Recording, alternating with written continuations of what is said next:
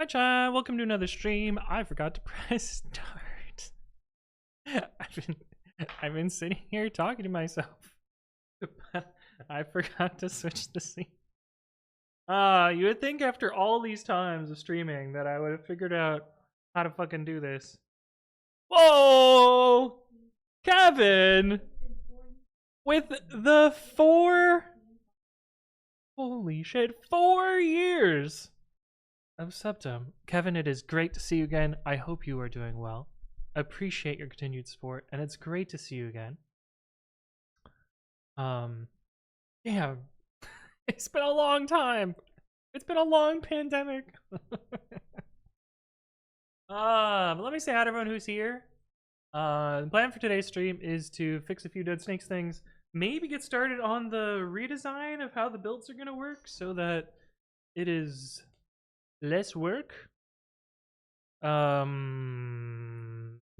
we'll see. But anyway, let me say hi to everyone who's here. JJMC was first, as usual. Marsha's here. Pete Else was also here. Hello, hello. Marsha's on a 5-stream streak. I can't even count that high. It's a big number. Oh, going back to bed. Okay, sounds good, sounds good. Woos is also here. Hello, hello. EU stream, indeed, indeed. It's a little bit late, but our normal Saturday stream.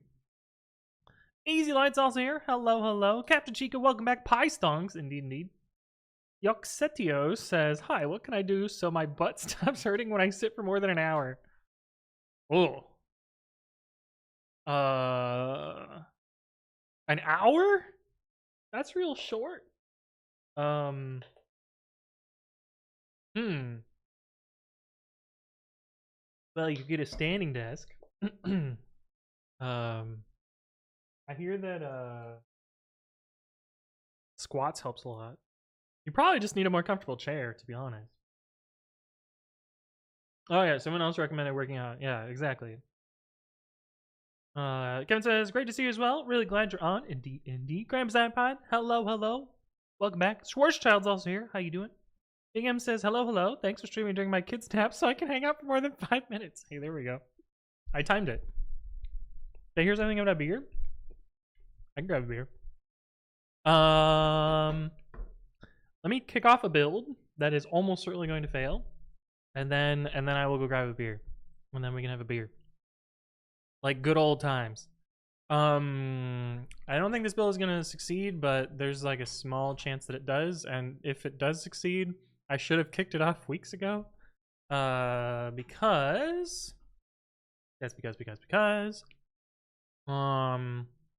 there's a new release 2 weeks ago. I'm so far behind. I haven't even kicked it off yet. 3.12.5. Alright, this is almost certainly gonna fail. Then I'm gonna grab a beer. You can join if you want. Let's bet some babbies on the build. Alright. I'm pretty sure I already know the answer though. So, will this build succeed? We got yes, no. You got 1 minute. Good luck. Bet your points. Hi Todd, thank you for the follow. Welcome, welcome. Hopefully you're doing well. Prediction is kicked off. I'm gonna click run workflow and I will be right back.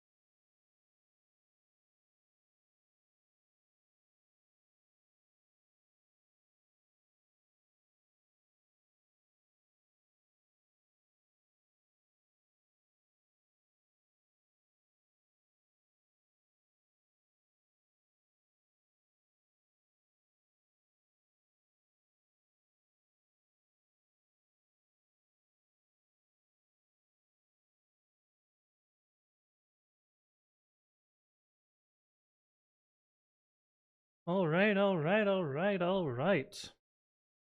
We have what is, I think, my new favorite beer. Although I've had it for like a year, or I guess last year they made this, so I've been a while. But I'm drinking Dragon's Milk Reserve S'mores flavor, and it is a spooky 11%. But what are we gonna do? Beldothus is here, and I'm guessing that's Silly Laird. Yes. Big Blaster says, I'm having a beer, homie. Let's let the good Saturday times roll, baby. Hell yeah. But yes, I am a big fan of the Dragon's Milk, and the s'more stout is real good.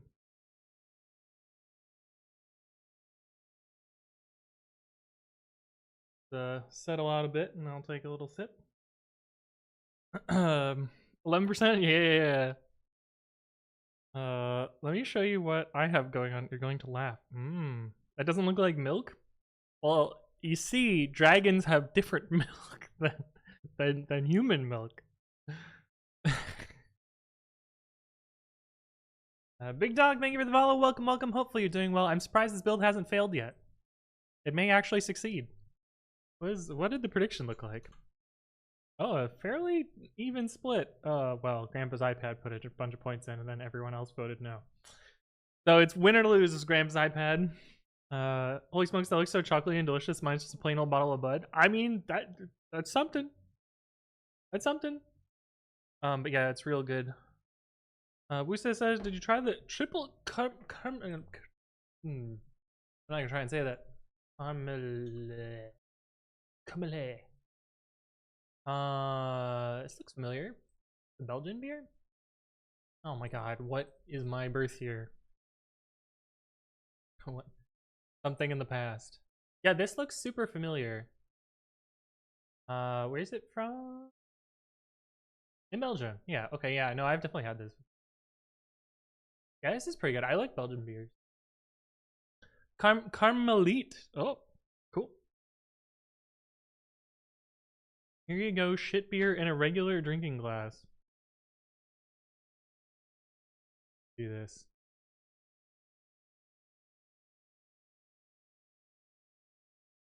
Yeah, you have the most basic glass. It's a premium lager, though. Why might you ask? Because we bought a house and moved in a couple of days. Congratulations. That's awesome, Kevin. Congrats on the home purchase. I assume that's why your desk looks so clean. That's great. That's good to hear. I'm still in my house. Okay, this is actually getting pretty far. I thought there was a merge conflict, but we will see. We will see whether that succeeds or not. All right, we're gonna let that run. Fortunately, there's all sorts of deadsnakes failures, so we got other stuff to fix. This first one is very easy. Is the merge conflict your face? Yes, it is. Gosh, Maya, hello, welcome back. Good to see you again. This is just me copy and pasting stuff. Both of the files overwrite this special builds.txt file, which, you know what? I don't think we fucking need. I think we'll just get rid of it. That'll just make everything simpler, right? Deadsnakes. We gotta do this in 3.13 plus. Why is deadsnakes not a feature of the official Python organization? This is a great point. And actually, one that I think if it was, Python would be in a much better place. I think one problem is Python provides official distributions for Windows in 2 different flavors, Windows Store Pythons and executable installers, and for Mac OS as framework builds, and nothing else. They provide source builds for everything else. And part of the reason makes a lot of sense, I think. Loose again. Must be moving it around too much, talking too much. part of the reason is that there are so many Linux distributions, so it's really hard to pick a subset to support properly and to provide like working distributions and such. But I think if they were being realistic about their uses, you know, how many, well, I was gonna say how many people use Windows for Python, but I actually know the statistics, and I think way more people use Windows for Python than even Mac OS. But I think you could reasonably sit down and be like, you know, Ubuntu is probably our biggest user of Pythons. Fedora already builds all of theirs, so you don't need to really do much there. They could probably pick one other, CentOS or something, and build distributions for them and have a much nicer user experience for installing Python on other Linuxes. Does Python provide it via Brew for back? No, Homebrew does their own builds of Python. The Blaster says, in North America work culture, can you use foul language in meetings? This depends a lot on your company's culture. And the people that you're talking to, and the situations and things that you're talking about.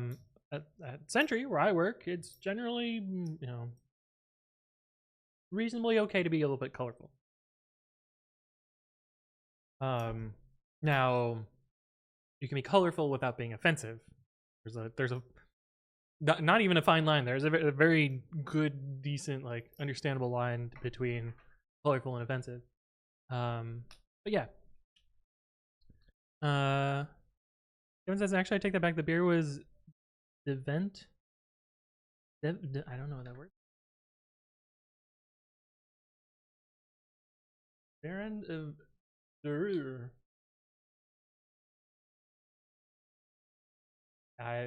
Typo? There's a Urban Dictionary for disappointing event. Oh, decent. Oh, okay. Decent. Okay, I was like, oh god, what is this word? And Windows, there's no problem. There's the Windows Store version. My god, the Windows Store version is a fucking disaster. They should just not provide that. Well, and stop encouraging it, because it's fucking terrible. Why the hell would someone use the Python provided version? Beats me. And then there's fucking PyEnv, which is unrelated to, not managed by Python at all, and that just rebuilds Python from source repeatedly.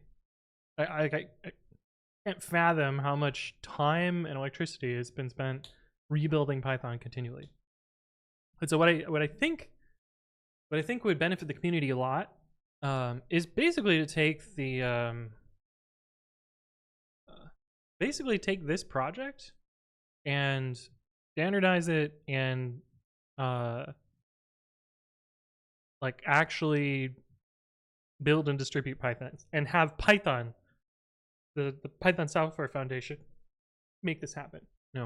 Build Pythons for the most popular architectures, operating system. Well, I say operating systems, but I mean like libc and muscle. So like, honestly, just take the build matrix here and make it work. And I don't even know why people bother with 32-bit. But this matrix of builds, I think python.org should make this and provide it. And God, everything would be so much better. We would have an official Python distribution, and we wouldn't have to deal with all this fucking garbage.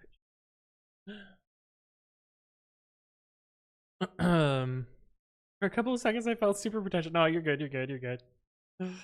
Pandaxer says, what do you mean? Don't you want a Windows Store pop-up to prompt you to install Python when you're on Python the command? Yeah, this drives me nuts. Oh, I think I turned it off. Because you can, there's some like registry edit you can do. But by default, on a Windows install, if you type Python 3, it opens up the Windows Store. It's nuts. Like, what, dude? Why? Luisa says, if I recall correctly, I knew about deadsnakes way before knowing who Anthony is. I was around Python 3.6, and I was really glad I had deadsnakes. I build Python myself now. Oh. 3.6 is about when I started working on it. Kevin says, by the way, how did it go for your colleague and their contracting adventures? I don't know that they've made a move yet, but they were really appreciative for all the stuff that you told them. So I'm glad you took the time to help learn them.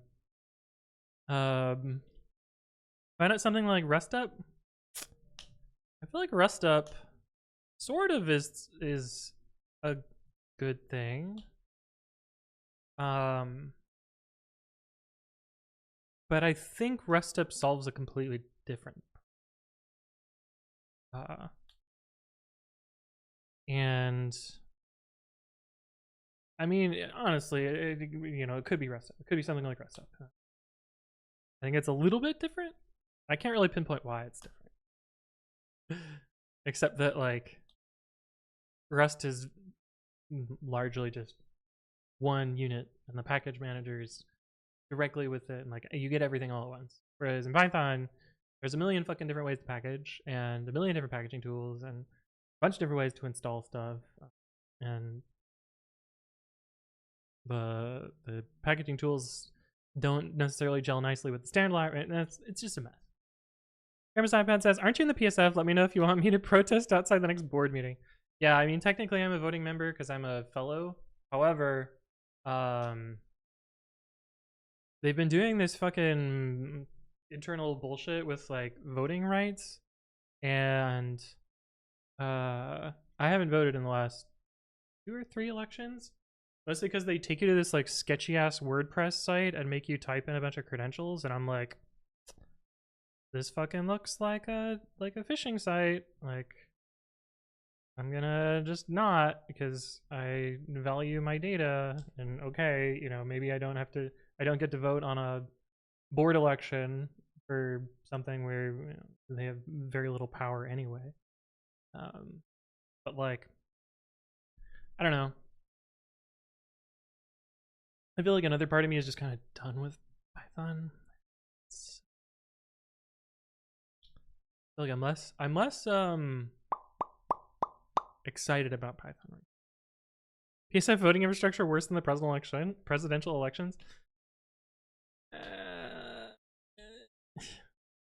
Yeah, it's pretty bad. I mean, but it's hard to say whether presidential elections are more. Certainly, the deficiencies in the PSF voting infrastructure aren't intentionally to isolate people, whereas the US presidential election goes out of its way to make it hard to vote. AWC line coming soon? I would be so tired if I made a programming language. I already deal with enough nitpicky bullshit from random drive-by issues and stuff. I don't want that burden. Also, I don't think I could do better than existing things. I think I could take Python and remove a bunch of shit and make it much more reasonable, but no one would use it. That's fine. Fine that no one would use it, but also, like, I don't know that I would use it. How did my windows end up the wrong side? Okay, so this bug is that we're placing this special builds file in 2 builds, and then they conflict with each other. Principal 9, thank you for the follow. Welcome, welcome. Hopefully you're doing well. If you aren't excited about Python, what are you excited about? Nothing. To be honest.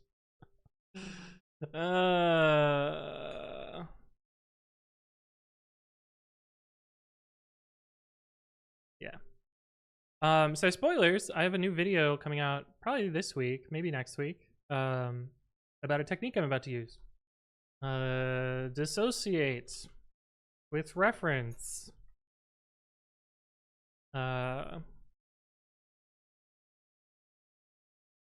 Which allows you to do a reference clone, but not be dependent on the disk state.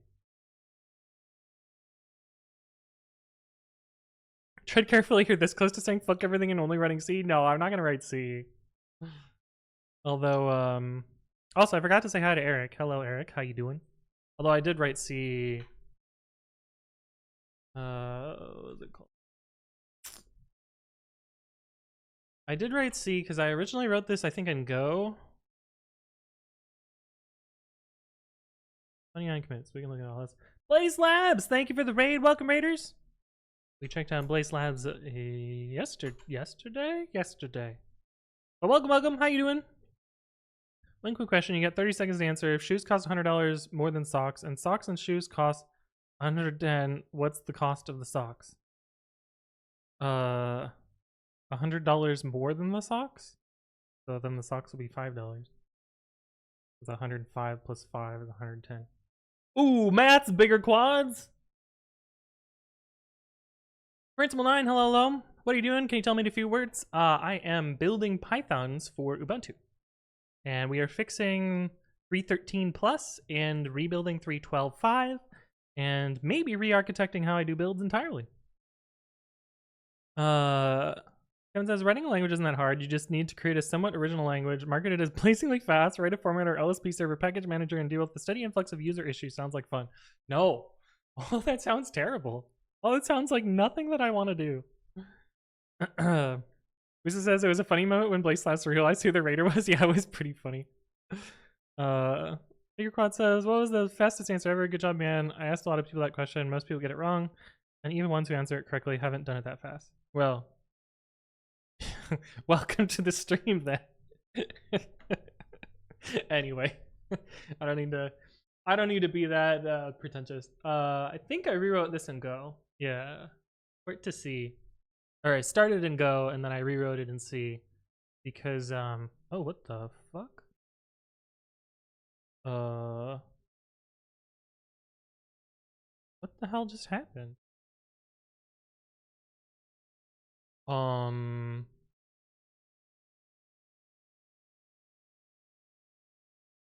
What?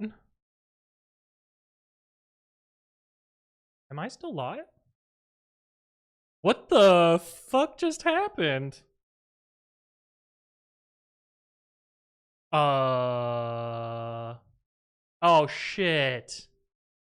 Oh, I'm stupid. Oh, I'm so dumb.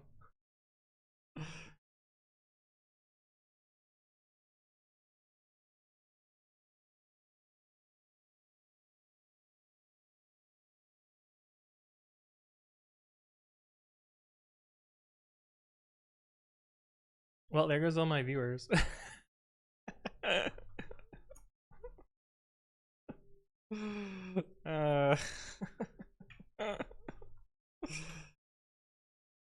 Oh, god damn it. My stream's still live? Do I need to restart? Are we good?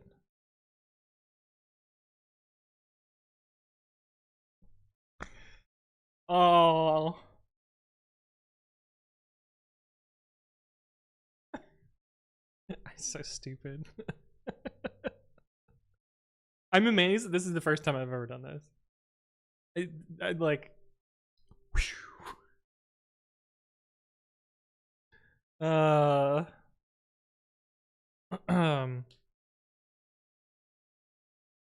so... Yeah, oh my god. Mustack, hello, how you doing? Yeah, no, I did... Yeah, Moomy got me. Moomy knows what I did. Yeah, no, Anyway... No, it's not your fault, Play Slaps. I just fucked up. It's on me. I just yeah, I did a dumb, but we're still here. That was a new one for me. It doesn't show me as hosting, does it? Sometimes it'll do that. No, we're good. Okay.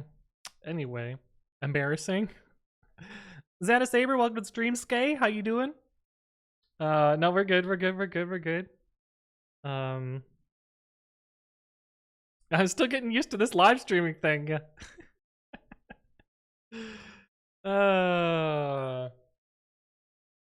Anyway, we'll do the right command this time. You all should go follow Blaze Labs. I think it was because I was talking about raiding, and then did it anyway. Standard Pointer, thank you for the 250 bits. Appreciate that. Welcome, welcome. I hope you're doing well. That would have made the lightest square on Twitch tracker. True, true. Okay, but we need to also clone the nightly old nightly. Blaze Labs, thank you for the sub with Prime. Appreciate it. Thank you for the raid. Thank you for the Prime. And I appreciate you subscribing. Welcome, welcome. How's it hanging? Well, I'm a little sweaty and embarrassed now because I just fucking raided instead of shouting out. We're gonna drink some water. Yeah, that's the play here. Oh my god. Kevin has gifted 10 subs. Let's spread some love, yeah. Holy shit. Thank you, Kevin. I appreciate it. Welcome to Subtum. Chris Billows, Lore Sayer, Savage Banana Soup, Knights, Alphonse McFly, Teeny Heels, Ballender, Helmet Wearer. Oh, I'm glad you wear a helmet. Appreciate it. JT McIver and Steffi. Welcome, welcome. We've also got Zada Saber. Thank you for the follow. Welcome, welcome. Just an excuse for the unbuttons? Yeah. Oh. Just a little unbutton there. Alright, did that one. We gotta do 14 as well. Nightly old to 14 nightly. Embarrassing. What am I?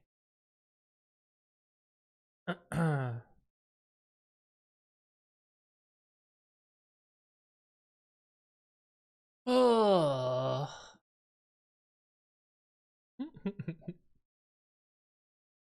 I also thought today was Sunday. Because there's a Pokemon Go event happening on the 18th, and I thought today was the 18th because I thought Thursday was the 16th.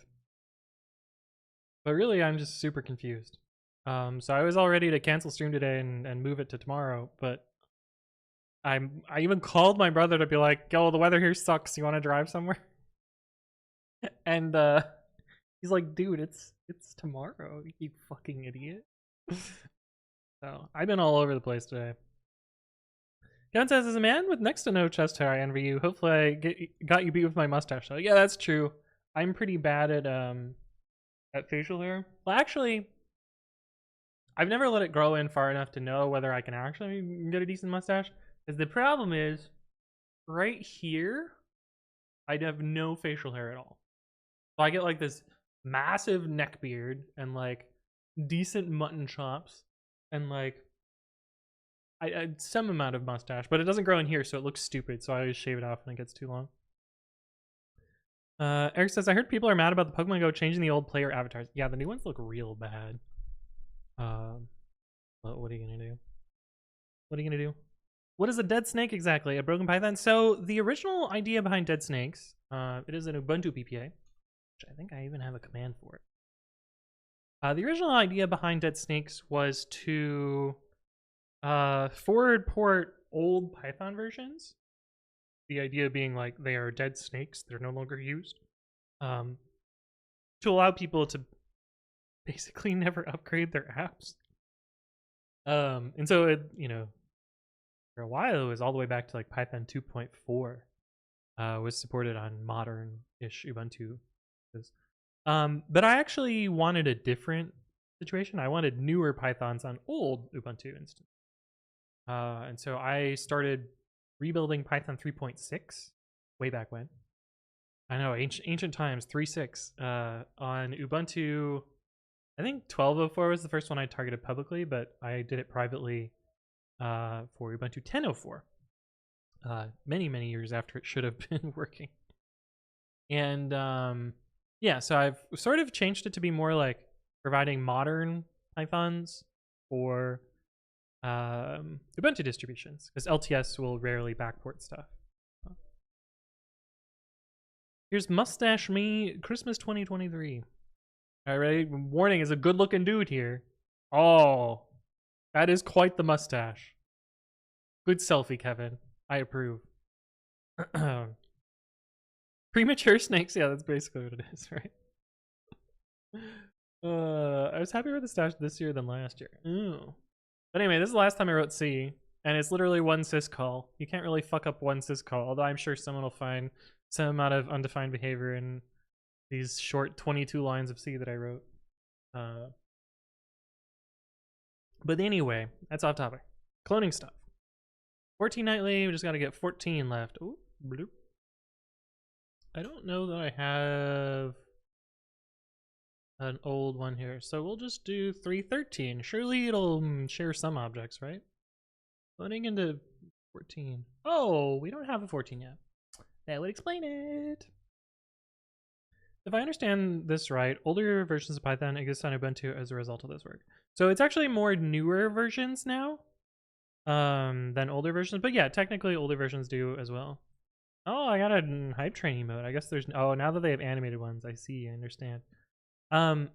Yeah, so it used to be older versions. Now it's mostly newer versions because a lot of the old versions are no longer buildable. For some reason, rename at sounds dirty in my head. Yeah. Rename meat. Renameat. Yeah. Oh, no, I get it. I get it. I understand. All right, so we can get rid of the old ones now. Are old? Oh, let's ls first. That's right. 3.13, yes. Get branch -r. So the problem with this, and one of the things I want to fix, is I have to make this change 3 times now. Actually, not only 3 times. 3 times here, 3 times here, and then 3 times here. Well, 2 times here. Because I don't have as many distributions, but anyway, I have to make the same change 8 times in order to fix this. I have a Twitch notification. Oh, because Hype Train now sends a Twitch notification. Great. Perfect. I'm missing words today for some reason. Oh, no, I know what you meant. I got you. Automate the automation? Yeah, that's essentially what I want to do later once I get things fixed. So I keep kicking this can down the road, basically. But hopefully we'll be able to unify all this today. Why is there an iOS directory?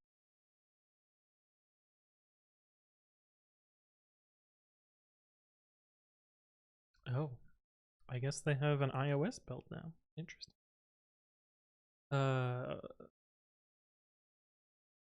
Debian. There's special builds. Where is that file? Where does it even come from? Oh, it's part of Python itself.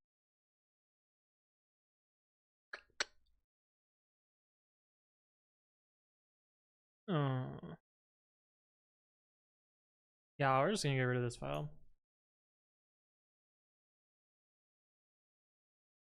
We are just going to get rid of this. Yeah.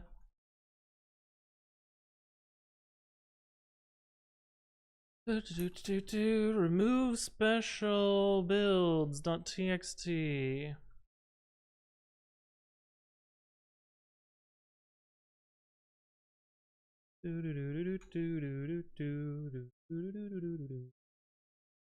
h-v2. Cool. Remove special builds.txt.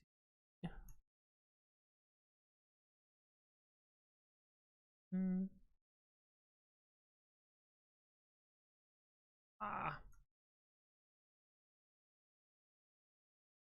Oh, I can press the back arrow. Oh. Fix that. Dennis Haber says, Diamond, tell me a little bit about your career and skills. Oh, well, I have some very special skills. Just sounds dumb. I have been employed as a software engineer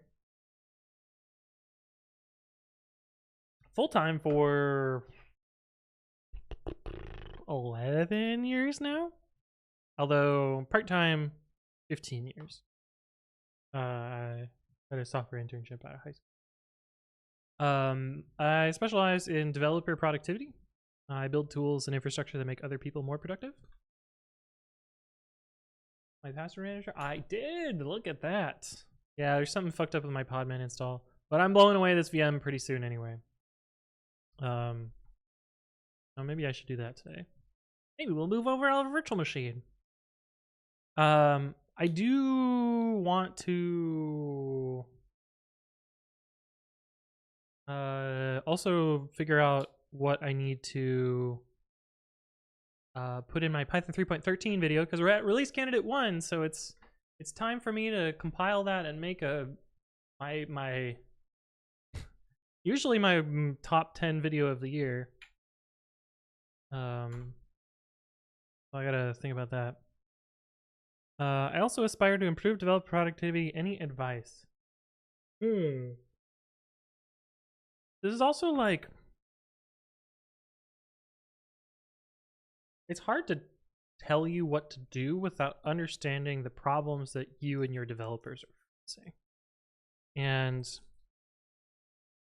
a lot of that is around like watching how people work, watching what things they're frustrated with, watching what shit they're hacking around. And you know, that only gets you half of it. That gets you like the pain points and the things that people are telling you are a problem. And then there's another half of it where you've just done this for so long that you know what people don't even know what they want, in a way. Or like, you know, you see the same problems coming up and you've seen the solutions to them in the past. One example, like Sentry was having, we kept shipping garbage to production and bringing down the site immediately. And it was, to me, obvious because Sentry had not matured as a company to have a deployment system that allowed them to roll out code safely without wrecking prod immediately. They had not invested in things like continuous deployment or canary deploys or any of that stuff like that. And so that was like a very obvious deficiency, but it was a blind spot to everyone who had worked there for so long because, you know, it had always been that way. And they hadn't worked in a place where a continuous deployment system was a first class. But anyway, I don't know. It's kind of hard. It's a thing that you get with experience, but also something that like you have to survey your developers and understand what they want and what they. Desk is getting wet.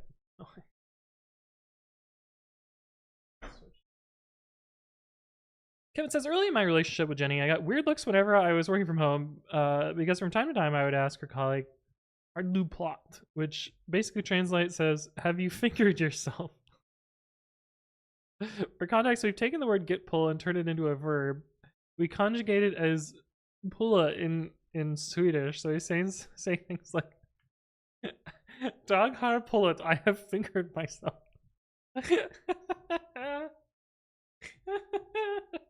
Oh, that's pretty funny.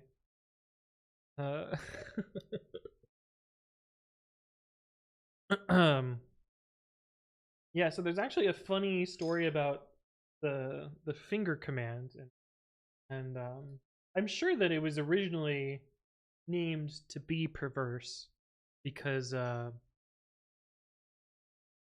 mean, it's Linux, it's Linus Torvalds, he's a skeezy kind of dude. But at Yelp,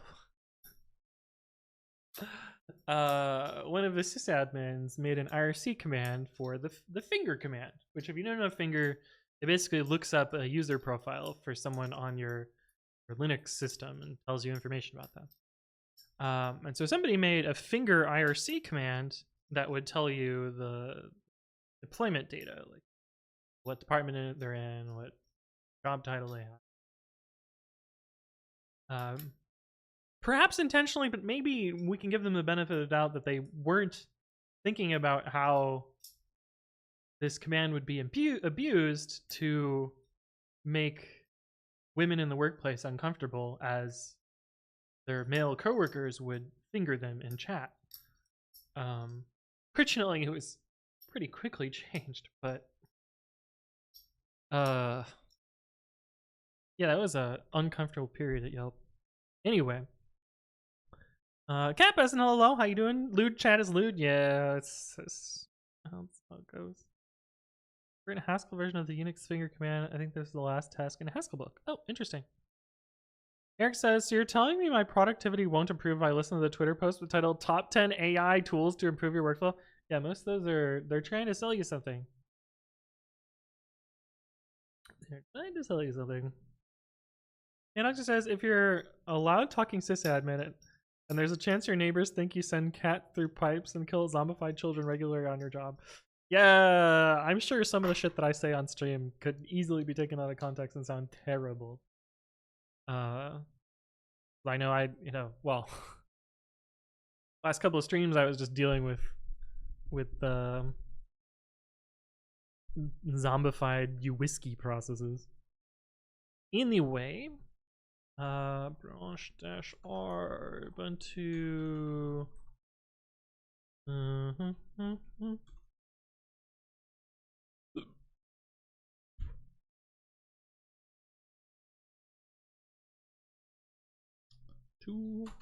This is such a fucking pain in the ass.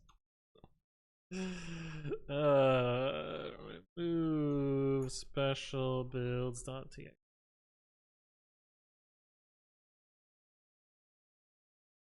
This were a little bit easier to do. Ooh. I mean, it's not terrible. It'd be nice if it were automated. Yeah, shut up, Podman. I'll fix you eventually. It also says, I used directory services to look at my old work computer, take down the 80 server API for a few hours, which was fun after a round of layoffs back in 2019. Whew. Sarub's here. Hello, hello. Good to see you again. There was a stage where the Linux lab was saying, execute a native. And needless to say, they stopped teaching that bit of OSs. Yeah. Yeah, that salty mode's pretty cool. I got that one too. I'm still sad that I don't have Haha Cat, but until I bribe a Twitch employee, I don't think it's gonna happen. And I can tell you, I tried. No, there's no way Mel would have done that. It'd be funny though.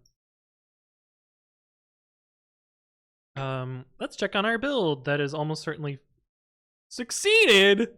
What? All right. Grandpa's iPad.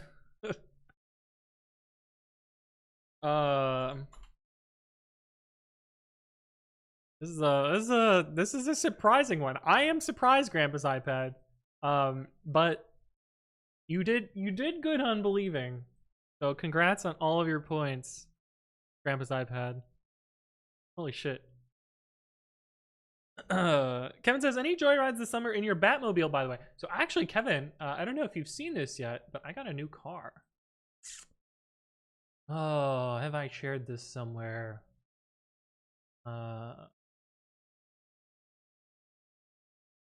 Brother? So I think he saw it literally the first day.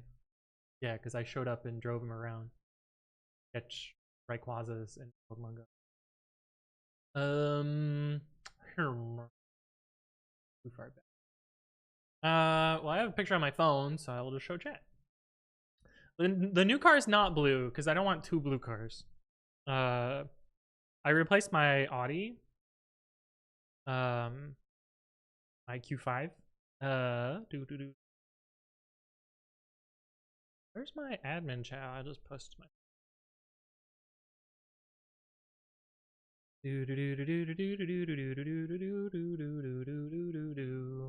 Yeah. This doesn't give away per. Oh, I just won't zoom in. Yeah, that'll be. Let me double check that it doesn't have my license plate viewable. In another. Yeah, this will be. So I replaced my Q5. No, I would never sell the Corvette. I would never sell the Corvette. That car is. I'm gonna drive that thing until it's done. But I got a Ford Mach-E, which is an electric vehicle, and here's another view. It is Mustang only in name is how I refer to it, because it is technically a Ford Mustang Mach-E. But they mostly did that for marketing purposes. It's a mid-size SUV. It's a electric vehicle, and I'm so happy with this car. It is very, very nice to drive. And I feel a lot more conscious about the EV parts of it. And yeah, so EVs are bad for the environment, but I don't give a shit. Whatever. I'm gonna have solar and it's gonna be free to drive essentially. It gets about 310 miles of range, which is way more than I would ever need. I think I charge it once every week or two, except when I like go on longer trips. But for me, that's basically going up north, and I stop. People are like, "Oh yeah, charging electric is a pain in the ass." I stop in a city called Bay City to go either get groceries or go to the bathroom. Plug into a fast charger. By the time I'm out, like going to the bathroom gives me like a 30%, which is plenty enough for me to get where I need to go. But it's also like not that much more inconvenient than filling up on gas. Although you can safely walk away while it's charging, which is also cool. But I'm very happy with this car. There are two tiny things that I wouldn't know that I wanted if it weren't for my Corvette, that this doesn't have. One of those is a heads-up display for speedometer, which is, extremely minor quality of life thing. And the other is air-conditioned seats. Because I'm a sweaty boy. But you know what? I beyond that, it is everything that I would want from a car. And yeah, I'm sure the GeoGuessr people are like, "Oh, those are some Michigan flavored trees, and oh, this I recognize this busy road. Oh, this ATM is a very easy to find spot." I'm sure you can spot where I took this photo, but I'll leave that to the geo wizards, because this isn't close to my house, so I don't really take Kevin for a ride. Well, if Kevin's in the US sometime, maybe I'll take Kevin for a ride. But here, let's do this last one here. Yeah, I'm just about to get a new car myself, but I'm still undecided. What I want isn't necessarily what I will get given that I have 2 kids. Yeah, kids will kind of change that a little bit. Although, I mean, this kids won't work in my Corvette, but they'll work in the. Which it says from the size of the car, I'm pretty sure in the USA. So the funny thing about this car is this is actually a small SUV. This is a small SUV in the US. Like I pull up to stop to like lights sometimes, and there's these just massive cars that just tower over me. And this car is I want to say I think it's 2 inches narrower than my previous car, 1 inch longer. And I previously had an Audi Q5 20. So this is the previous car that I had.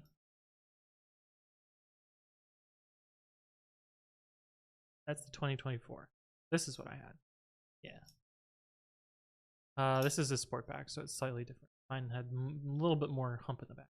But this is my previous car. So it's slightly smaller than my previous. UT61A, thank you for the follow. Welcome. Perhaps an Aston Martin to replace the Corvette. Holy fuck, that car looks insane. No, but I don't think so. I don't think I would ever replace my Corvette. I think I would.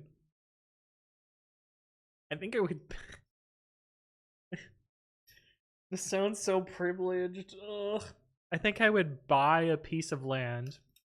Put up a garage on it, put solar panels on the garage, and have another place to put cars. My BB2 car garage isn't gonna cut it.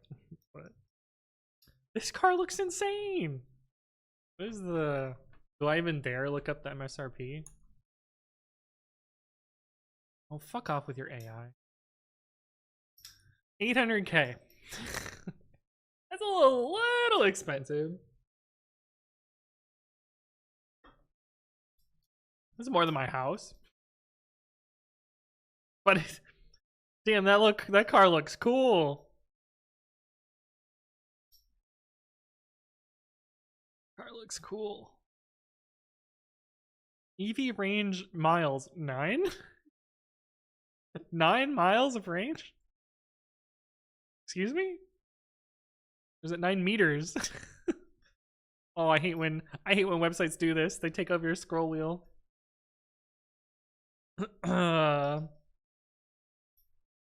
600 kilograms of downforce. I don't know. This car looks nuts.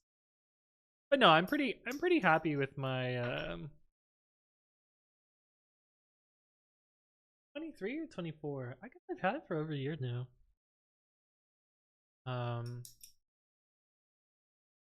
Actually, this car looks. Oops, I clicked on the ad. You know what? Fuck it. I'll click on. Why does this have scissor doors? I don't have scissor doors. What? When was this an option? This looks fucking nuttier than what I have. Maybe it is an option. I've just never opened the doors that way. But yeah, this is the color that I have. Anyway, cars. I like cars. I'm happy with my new car. 9 is plenty? Yeah. But that's like 15x my house. I'm not gonna tell you how much my house is. I mean, well, it's already pretty easy to find. Please don't look me up. That is pretty easy to find. Dark Polar, I'm hello. M is for meters. Yeah, that's what I was thinking. Like, I mean, it's Aston Martin. Like, they're not a US company.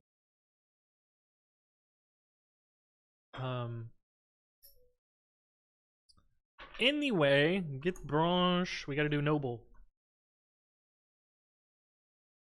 Very pig. -1. Debian change long. Noble 2. DCH-V. This noble 2. Noble. Boom. Remove special builds.txt.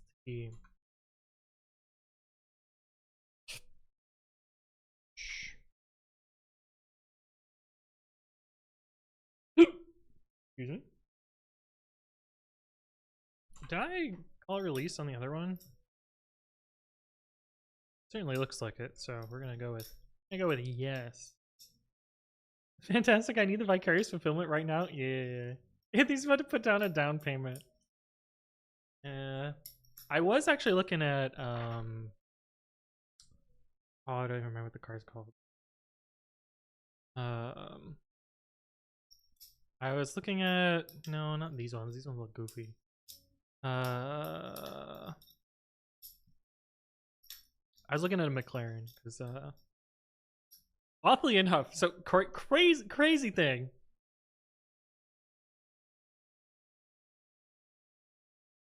That is scummy. Did you see it scroll when I clicked that? So the crazy thing about McLaren is, like, they're supercars. They cost a shit ton of money. They are much quicker to acquire than a Corvette. I had to wait 18 months on a wait list to get my Corvette. What was the car I was looking at? I think it was... These all look way different than when I was shopping. I think it was the 570. This doesn't look like the car I was looking at. I don't know, maybe they've changed it a few years. But, oh! Big G key! So this will upload while I'm nerding out about cars. They all look kind of ugly now. Oh. What are the house prices like in the US? I feel like we got our home cheap given the current market. But it was still a huge amount of money, all things considered. So, it depends a lot on area. I am in a fairly high-priced home market, given I am close to downtown Ann Arbor. But it's going to depend a lot on area. Like, I think if you if you transplanted my house into the Bay Area, it would be a like multi-million-dollar house. If you transplanted my house into more rural America, it would be like $100,000 house. But it depends a lot on like location. Like like my insurance. So with home insurance, the way you pay is based on, well, it depends. Most of how you pay is based on replacement cost. The idea in that like your house is completely deleted, you're insured against the base materials and labor and whatever you will to reproduce an equivalent house. And so like the amount that my house is insured for is way less than what I purchased it for, because I'm paying extra for location and the theoretical potential of the location, because I'm not gonna speculate on real estate markets, but the location that I'm at is likely to become much more desirable in the next 10 to 15 years. I mean, even with the planet burning, anywhere in Michigan, anywhere in the like cushion by the Great Lakes is going to be significantly more desirable than burning in the South. Anyway, blah blah blah blah blah. What the fuck is a moneybags like you doing on Twitch like this? I do this for fun. I mean, I have like a stupid dream that one day I can quit my job and only stream and work on my startup, but that's not realistic right now. And I think I've finally come to more realistic terms about that, and that like, you know, my day job allows me to have the lifestyle that I want, and I can do the things that I want to do for fun, to do them for fun. And yes, some of my hobbies I monetize, open source, Pragmat CI, streaming, YouTube, etc. But they come nowhere near supporting living existence. I mean, not to say they come nowhere near. Like if I 10x my YouTube, 10x my Twitch, then it's a little bit different story. You know, right now they're beer money. 10x them and they're a decent living. But you know, for now I'm gonna write out my day job. Honestly, Mega Chubs, thank you for the follow. Welcome. Honestly, my current plan, my current like financial planning, future plan, and who knows if this pays or works out. My current plan is work at my job until Century IPOs, assuming that's big. I think Century is I believe in the product, and which is something a little rare for me to say, because you know I worked at Lyft, and let me tell you, like, yeah, I took Lyfts in SF Bay Area because it was convenient. I did not believe in the long-term sustainability of that as a product. I mean, it's essentially abusing slave labor. VC money. I worked at Yelp. I think like consumer reviews of businesses and discoverability of businesses is an important thing to have. Yelp only makes, well, realistically, Yelp only makes money off ads. And I don't think that is a sustainable business model in the long term, especially when there are especially when you can't self-service your own clicks. Yelp is entirely dependent on Google sending traffic. I say entirely. Yeah, there's probably like 5% of organic access to Yelp. Sometimes people will literally type in Yelp or literally use the Yelp app to figure it out. But realistically, most of Yelp's traffic comes from Google.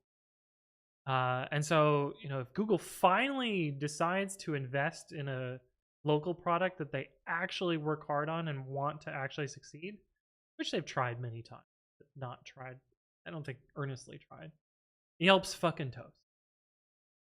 Realistically. So like, you know, I didn't really believe in that. Stripe had the potential, but their company, I think, is poorly mismanaged. You don't need 3,000 engineers to make fucking payments product. You just don't. And so I think like Stripe has the potential to, yes, shave pennies off of transactions. Maybe not the most glorious or lucrative business, but I think Stripe had potential. Sentry, on the other hand, like, earnestly, they have some really fucking cool products. And really, really useful products. Universally useful for all developments. Like, everyone is going to need to track errors, and Sentry does it pretty efficiently and with a decent, a decently cheap product. And yeah, I work there, so disclaimer, blah blah blah. I have internal biases here, but I also think, like, before I worked at Sentry, I was impressed by their product and I was impressed by their price point, and they managed to still take in positive cash flow with that price point. And I think, like, that has the potential to have a really cool IPO and potentially make it so I stream full time, because if their IPO goes well, I don't give a shit about money anymore. Period. Pay off my house and buy my cars in cash. Like, I wouldn't need money, which would be great. I would be extremely fortunate. I would be very happy with that. But that's all to say, like, yeah, I think jobs are important, and I'm in an extremely fortunate situation where I'm happy with my job, and I think it can potentially provide me with a fulfilling personal life, and then I can get you more content. There's a lot of big ifs there, but until then, I will still continue the grind, and I don't. This is all to say, like, I'm never gonna shill a crypto company on my fucking stream or YouTube. I'm probably, I'm never gonna do a VPN offer. Like, I'm gonna put my foot down because they're all fucking garbage. I've done very few sponsored streams, and all of the sponsored streams that I've done, I feel like, are situations where I either wanted to learn something as part of doing the sponsor, the Microsoft streams. Actually, I think I've only done sponsored streams with Microsoft. Or I think that the product that they're producing is actually valuable. Or, like, I could apply personally myself. Like, we did a sponsored stream with Microsoft where I used their speech detection to figure out the content of my YouTube videos, make them more searchable. Now, we didn't end up building a full end-to-end solution, but we used the APIs, we got the output, and it was valuable. Or, like, setting up a serverless Python application in Azure. I don't think I would use Azure as my primary cloud provider, just because I have a lot more experience in Amazon AWS. Actually, that's really only it. I have more experience in AWS, so I know the tools and stuff there, so I don't, unless there's a huge price point difference, I don't think but it was useful for me to see the other side and see how to build that out, and, like, at the same time, like, it was a learning experience for me, and if I get paid to show you all how I learned something, that's the dream. That shit's cool. But I don't think, I would never, you're NordVPN, blah, blah, blah. I can't see myself doing that, even for, like, a life-changing amount of money. I don't, I'm a fucking tiny YouTube channel. These companies are not going to provide life-changing amount of money to show their product. But anyway, I don't know. I think I hope this is, like, some small insight into how I think about finances, and how I think about, like, how I produce content, and, like, I do this as a hobby because I find it fun most of the time. I'm going to show you a sobering graph that I hadn't looked at myself personally until last stream, and yeah, it was really hard to see it myself. But it was a little eye-opening in that, like, I have been less motivated to stream recently. And load the damn page. I've been a lot less motivated to stream recently, and this is also reflected in my motivation to work on open source software. And I've posted less YouTube videos. A lot of this has been stuff that I'm less. Yeah, here we go. Like, you can very clearly see here, like, 2020, super motivated, like, pandemic, this is all my free time, and I streamed most days. 2021, I worked at Stripe, and besides this, it says 7-hour stream, but I'm pretty sure this was a 12-hour stream. Worked at Stripe, a lot less motivated stream, busy, fucking work was hard, and I didn't enjoy it, and that reflected a lot of my personal time, and etc. 2022, things changed a little bit. I started working at Sentry, and I had a lot more time to work on something. These 2 weeks are me fucking around. Yeah, I was unemployed these 2 weeks. That's why we streamed every fucking day, except for Sundays. We took a day for the Lord. No, we didn't, but you look at 2023 and 2024, like, I feel bad about this. You know, I haven't kept my schedule. I've uploaded a lot less. A lot of this is just me, like, being pretty demotivated about stuff. Some of this is personal life changes and being more invested in other stuff, and like work getting a lot more busy. And some of this is like, prioritizing people over streaming, and some of this is being frustrated with open source.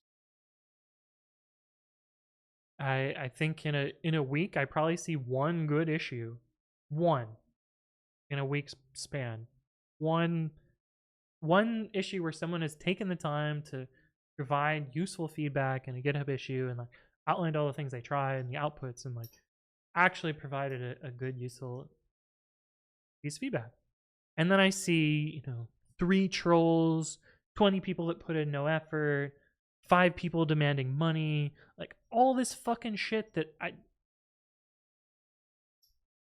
it's demotivating. It's demoralizing. It's a fucking waste of my time. And I think that reflects a lot on the content I produce. And yeah, this is a fucking sobering graph. But I hope, all this to say, like, I hope to do better. There's been a few projects recently that I've been really excited about, and like, someone was telling me last stream, like, I was so excited that I was peeking the mic repeatedly, and it's tough. But yeah, 2024 has been a tough year for me, and I don't know. I like to think that this trend in August with a few extra streams is hopefully trending more towards 2023, and maybe we'll get back to 20. But anyway, let me read some chat because I've just kind of been spewing nonsense.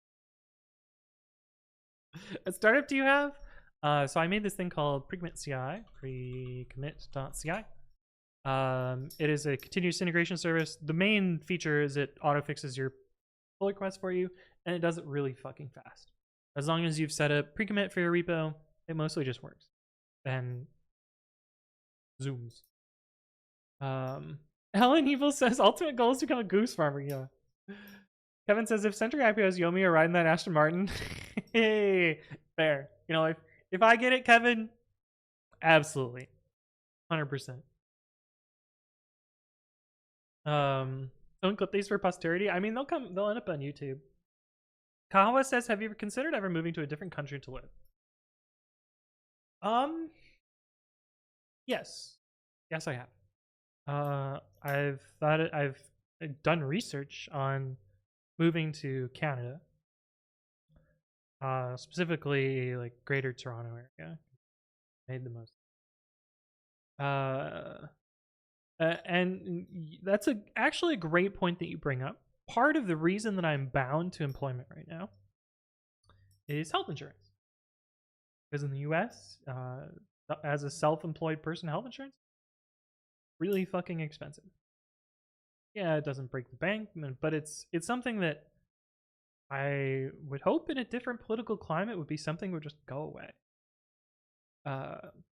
Most of the developed world has this figured out, and like universal healthcare is a basic human need. You shouldn't be dependent on an employer to keep you alive. Just full stop. It's fucked. and I am happy to pay more taxes to keep more people alive. I think, giving people their basic human rights is, I don't even know why it's a discussion, to be honest. Well, I do know why it's a discussion, because people are greedy fucking assholes. That's why it's a discussion. But I don't think people should be denied the right to live because they can't afford it. They aren't employed. Just full stop. Anyway, but yeah, I thought about going to Canada mostly as like a way to have a similar living situation, similar, country, etc., but with much more progressive approach to healthcare. And yeah, I know universal healthcare isn't perfect. Sometimes you'll wait in long lines, and sometimes the hospital experiences aren't as good as you privatized version. But it's just the baseline of giving people their basic needs to survive. I also think like healthcare is just one aspect of giving people their basic needs, like shelter, food, water, etc. I also think those should be universally guaranteed. Like there's enough wealth in the world to eliminate these as problems, and yet we continue to cling to billionaires and holding on to this weird level of extreme achievement instead of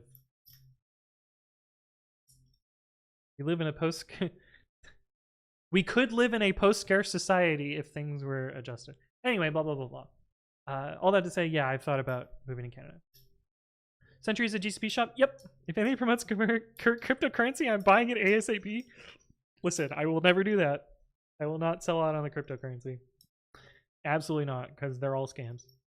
Kadesy says, what about paid courses? I've thought about that, and I am considering it, and I'm thinking about how to plan one out and make it happen. The biggest problem with paid courses compared to the content that I produce right now. So with Stream, I click start record, and I just do whatever the fuck I want to do. So there's like little to no planning that goes into it, and whatever happens, happens. It's just stream of conscious, feed, whatever happens, it just sort of happens. My YouTube content, I put a little bit more planning in. Some videos I do a lot of research for. I say a lot. Some videos I do like an hour or two of research. I don't edit. Well, I edit occasionally, but I rarely edit. And I spend some time thumbnailing. Zithrius, thank you for the resub at 39 months. It's great to see you again. I hope you're doing well, and I appreciate your continued support. It's always good to see you, Zithrius. Appreciate you stopping by. On that same train of thought, paid courses require a lot of work, a lot of planning, a lot of understanding of like how someone is going to progress through this thing, how they're going to be engaged with it, how you're going to target particular experience and knowledge levels. Teaching is really fucking hard. And having a good educational course that is coherent and inviting and targets as many levels as you can, because to make a profitable course you need to also bring along people that don't know the basics there. You also need to engage people that know a little bit more. You have to target a completely different range of audiences, and it's a lot of work. I've started doing it only to realize like, it's why I don't write a book, for instance, because that's the same idea but way more work. But I think there are many topics where I could produce compelling content that is coherent and spans a broad range of things on a topic that would fit well with a paid course. I haven't found the time to produce something like that. And I haven't found the platform in which investing that amount of work would be worth it. But maybe. Outdated version. Hello. How you doing? I was gonna say we should be grabbing shots right now. I got a beer. A little bit left. No need to feel bad about not streaming. Yes and no. Like, I think I mean I haven't said this in a while, but I've said this many times in 2020 that I was fighting with loneliness, depression, isolation, and lack of purpose. And those are things that I constantly fight. Now we're getting a little bit too real here. Those are things that I constantly fight with.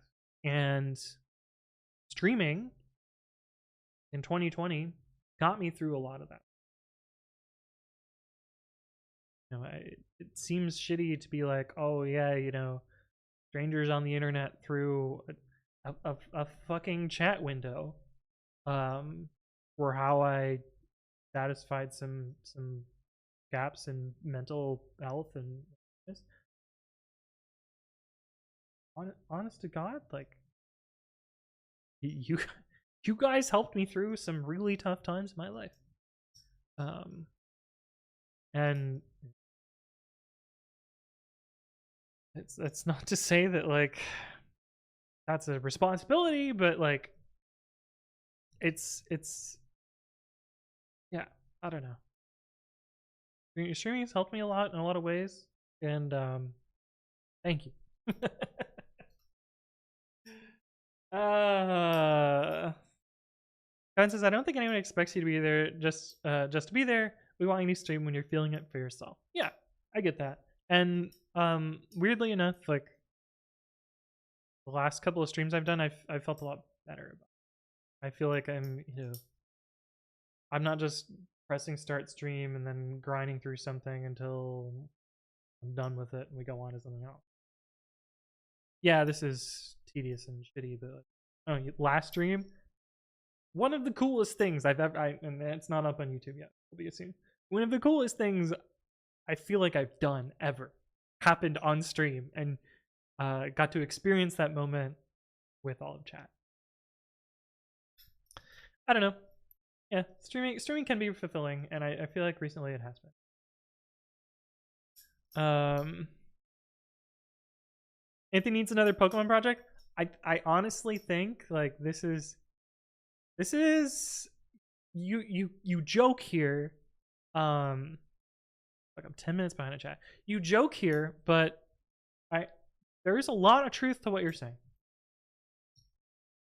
I've kind of run out of things to automate in Pokemon, and that is some of the stuff that I'm a lot more passionate about, and I think is some of the the cooler things where I learn something.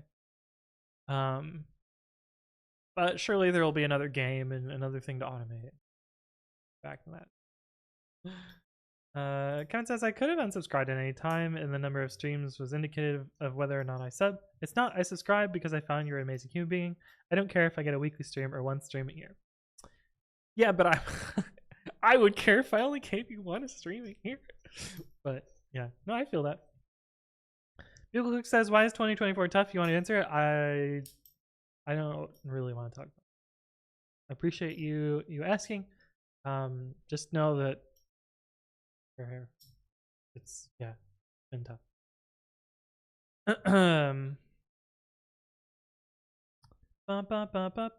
Zithrius is here. Bella says, I remember you were a TA or something at Michigan. Was it Python? So it was C++. It did eventually shift to being a mix of C++ and Python.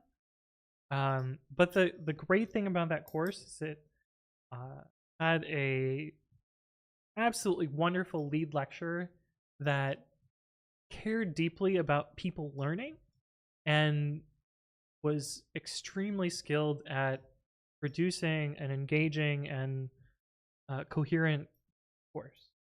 Like they had spent decades honing that skill and making that best.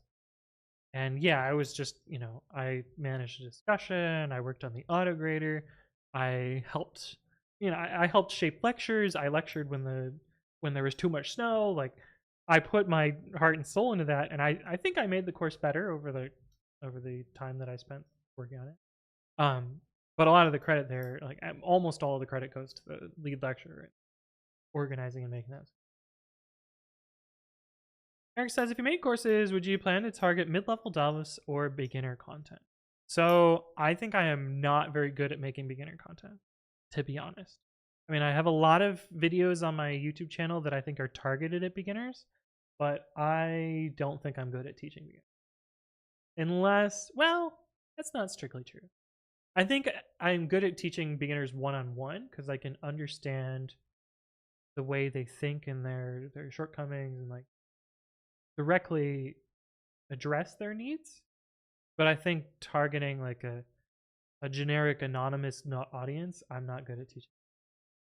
Mid-level is a lot easier because you can assume some baseline competence and you can build on the things that they already know, or give them ways to search out the answers to the things that they don't know, where a beginner might not know how to teach themselves, how to seek out that.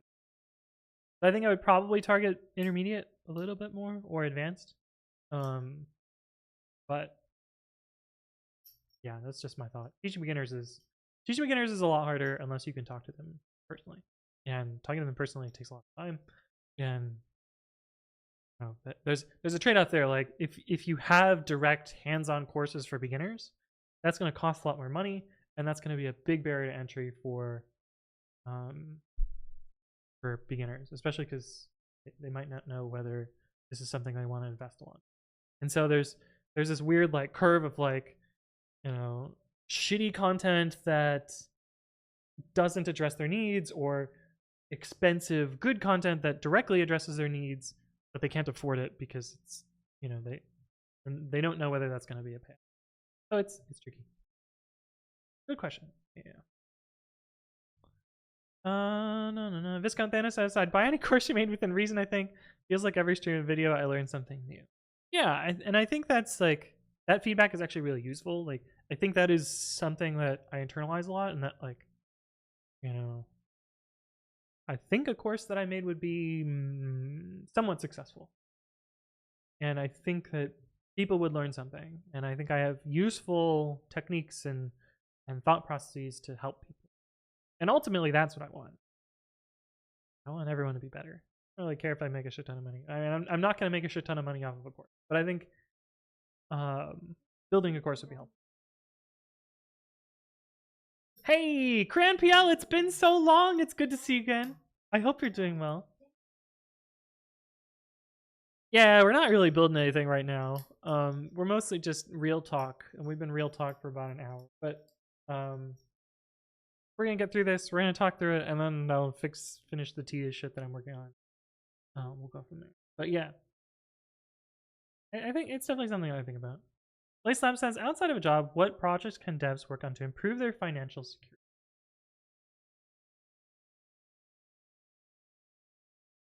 So I actually think this is a very hard question to answer, because I think the most important things that you can do from a financial security perspective, beyond having a job, is to manage your money well and understand, you know, investments and budgeting and loans and purchases and trade-offs and all of that stuff. And I know myself, the education system did zero to prepare me for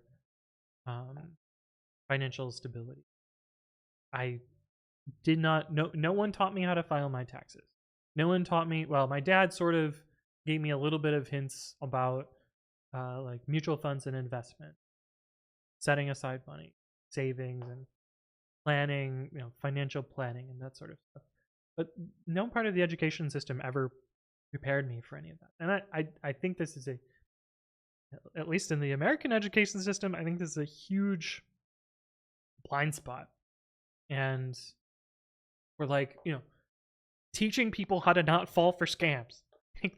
Like that, you know, I am a very cautious person and a very like observant, and you know, I'd like to think that I tend not to fall for scams.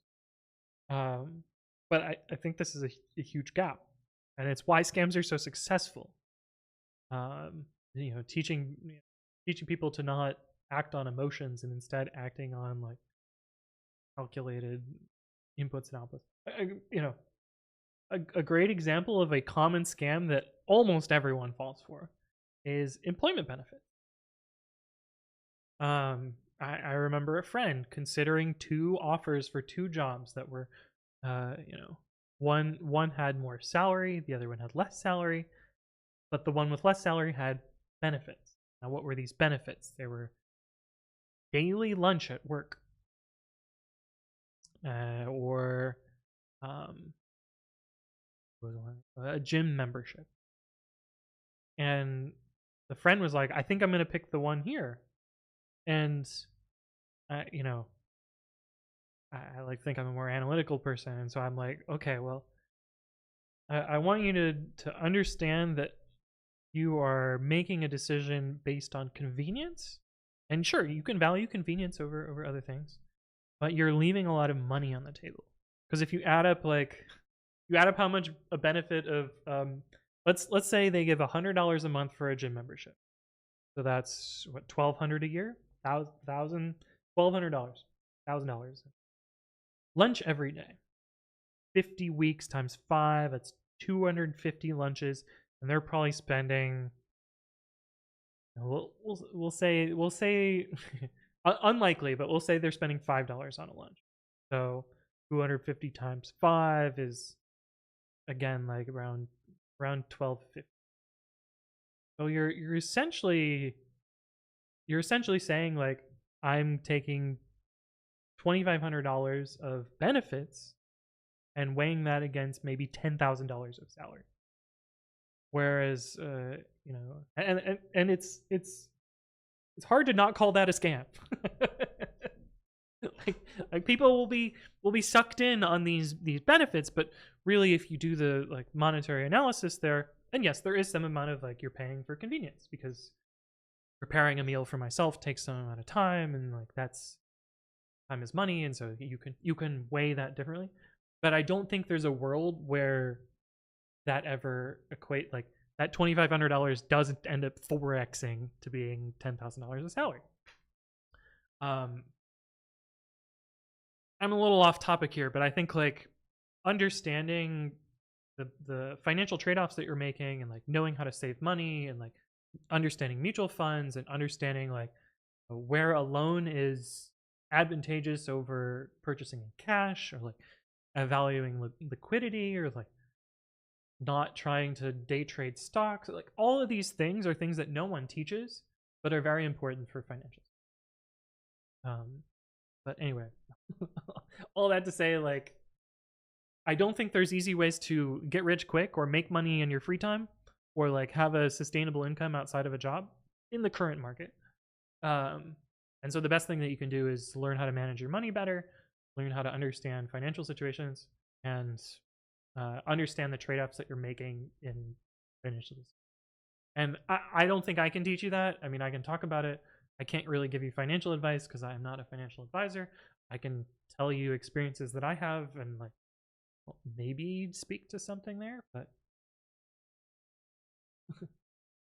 Ethan is here. Hello, hello. Good to see you guys. We're definitely real and not just voices in your head. Trust. Gary, welcome. Hello. Kevin says, I'm not sure if it matters or not, but I do fight with some of the same feelings from time to time. That's how I first found your stream, so it goes both ways. And I'm, you know, I'm so glad you found my stream, Kevin, because you have been like a very bright light among chat. I mean, not saying chat is dark or anything, but like, I'm very happy you're here. I'm sorry that you're struggling with the same things that I am, and I hope that you find solace some way. Hopefully, maybe similar ways to what I do, which is finding strangers to talk to on the internet, or building cool shit. But Discount Thanos says, won't lie, that bug find was sick. Yeah, last stream was one of the coolest. And it's not up on YouTube, but it'll be up there soon. One of the coolest debugging sessions I've done. What did we find last stream? There was a bug in uWSGI that I haven't fixed yet, but makes Python 3.12 fail and deadlock and never recover. And we bisected CPython, found the patch that made it regress, found the line of code that made it regress, and like gained a whole bunch of understanding about the problem that I just had no idea before. Like a very, like, one of the coolest git bisect debugging sessions. I mean, I wrote a whole damn tool to figure out the problem. And like all of this, I mean, yeah, it's only like 150 lines, but like this little bit here helped me find exactly when this thing changed in CPython, and I have a lot more understanding. Still haven't fixed the bug, but that'll hopefully be tomorrow. So actually, not tomorrow, Monday. Next week at Century is Hack Week, and I could do a whole half-hour spiel about hackathons and how I think they're useful for some people, but ultimately a waste of time overall. Okay, my TLDR is like, I think Hack Weeks can be useful for morale. They can be useful for newer engineers to try something that they would never try before. But I think for, at least for me and some of my peers, I already enjoy the shit that I do full time. And Hack Weeks don't increase or decrease the fulfillment that I would get from my job. Yeah, they give me more opportunities to work with other people in the company. They give me opportunities to, try some shit that I have an idea and maybe I can fix it. But I can also just do that on my normal work time. And I do. I don't ask for permission. I do the things that I think Century needs, company needs. And a lot of those are things that I find interesting and like find fulfilling. And so hack weeks to me are like mostly a distraction. And honestly, working in infrastructure, Hack Weeks are mostly like, no, you can't access production data for your Hack Week project. No, you can't deploy this on Friday to production. It's a Hack Week project. And like a lot of my disdain for hackathons is centered in the having to police and tell people, no, absolutely fucking not. You can't access prod data for your random ass shitty AI project that you want to stick around. But anyway, that all that to say, like I really valued and found Hack Weeks really enjoyable when I was a new grad.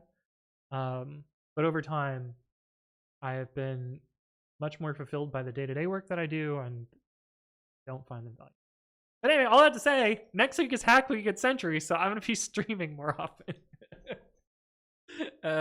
Because all my meetings get canceled, so I can work on whatever the fuck I want and stream it. I'll see you next week for the uWSGI debugging and fixing that. Anyway, Wista says, sounds like you need new challenges. I think that's true in some ways, but I also don't want to leave some of the stuff that I work on behind. Eric says, I was not joking about the Pokemon project. I usually can't follow along with your open source stuff since there's a lot of history behind these, but the Pokemon projects and Babby are a lot more self-contained, so it's easier to follow. Yeah, I haven't worked on Babby in a while. And I feel that as well. Mostly because I think with Babby, I've gotten to the point where it's good enough for what I want. And yeah, there's a whole bunch of like cool ideas to like make it better and do some other cool stuff like templates. There's the macros. Like I think there's a whole bunch of things I could do there.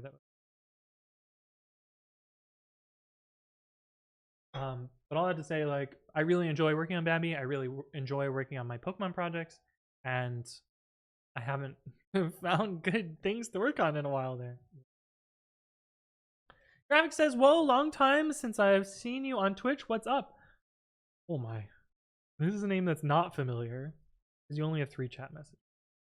Holy fuck, it's been since 2021? Welcome, welcome. Welcome back. Good to see you again. Yeah. I'm getting further behind on chat. Shit. Okay, we're gonna try and speedrun catch up. Alan says there's nothing beginner material out there. Not many people are making intermediate advanced stuff. I think that's true. That's why I try and focus my YouTube content on more advanced stuff.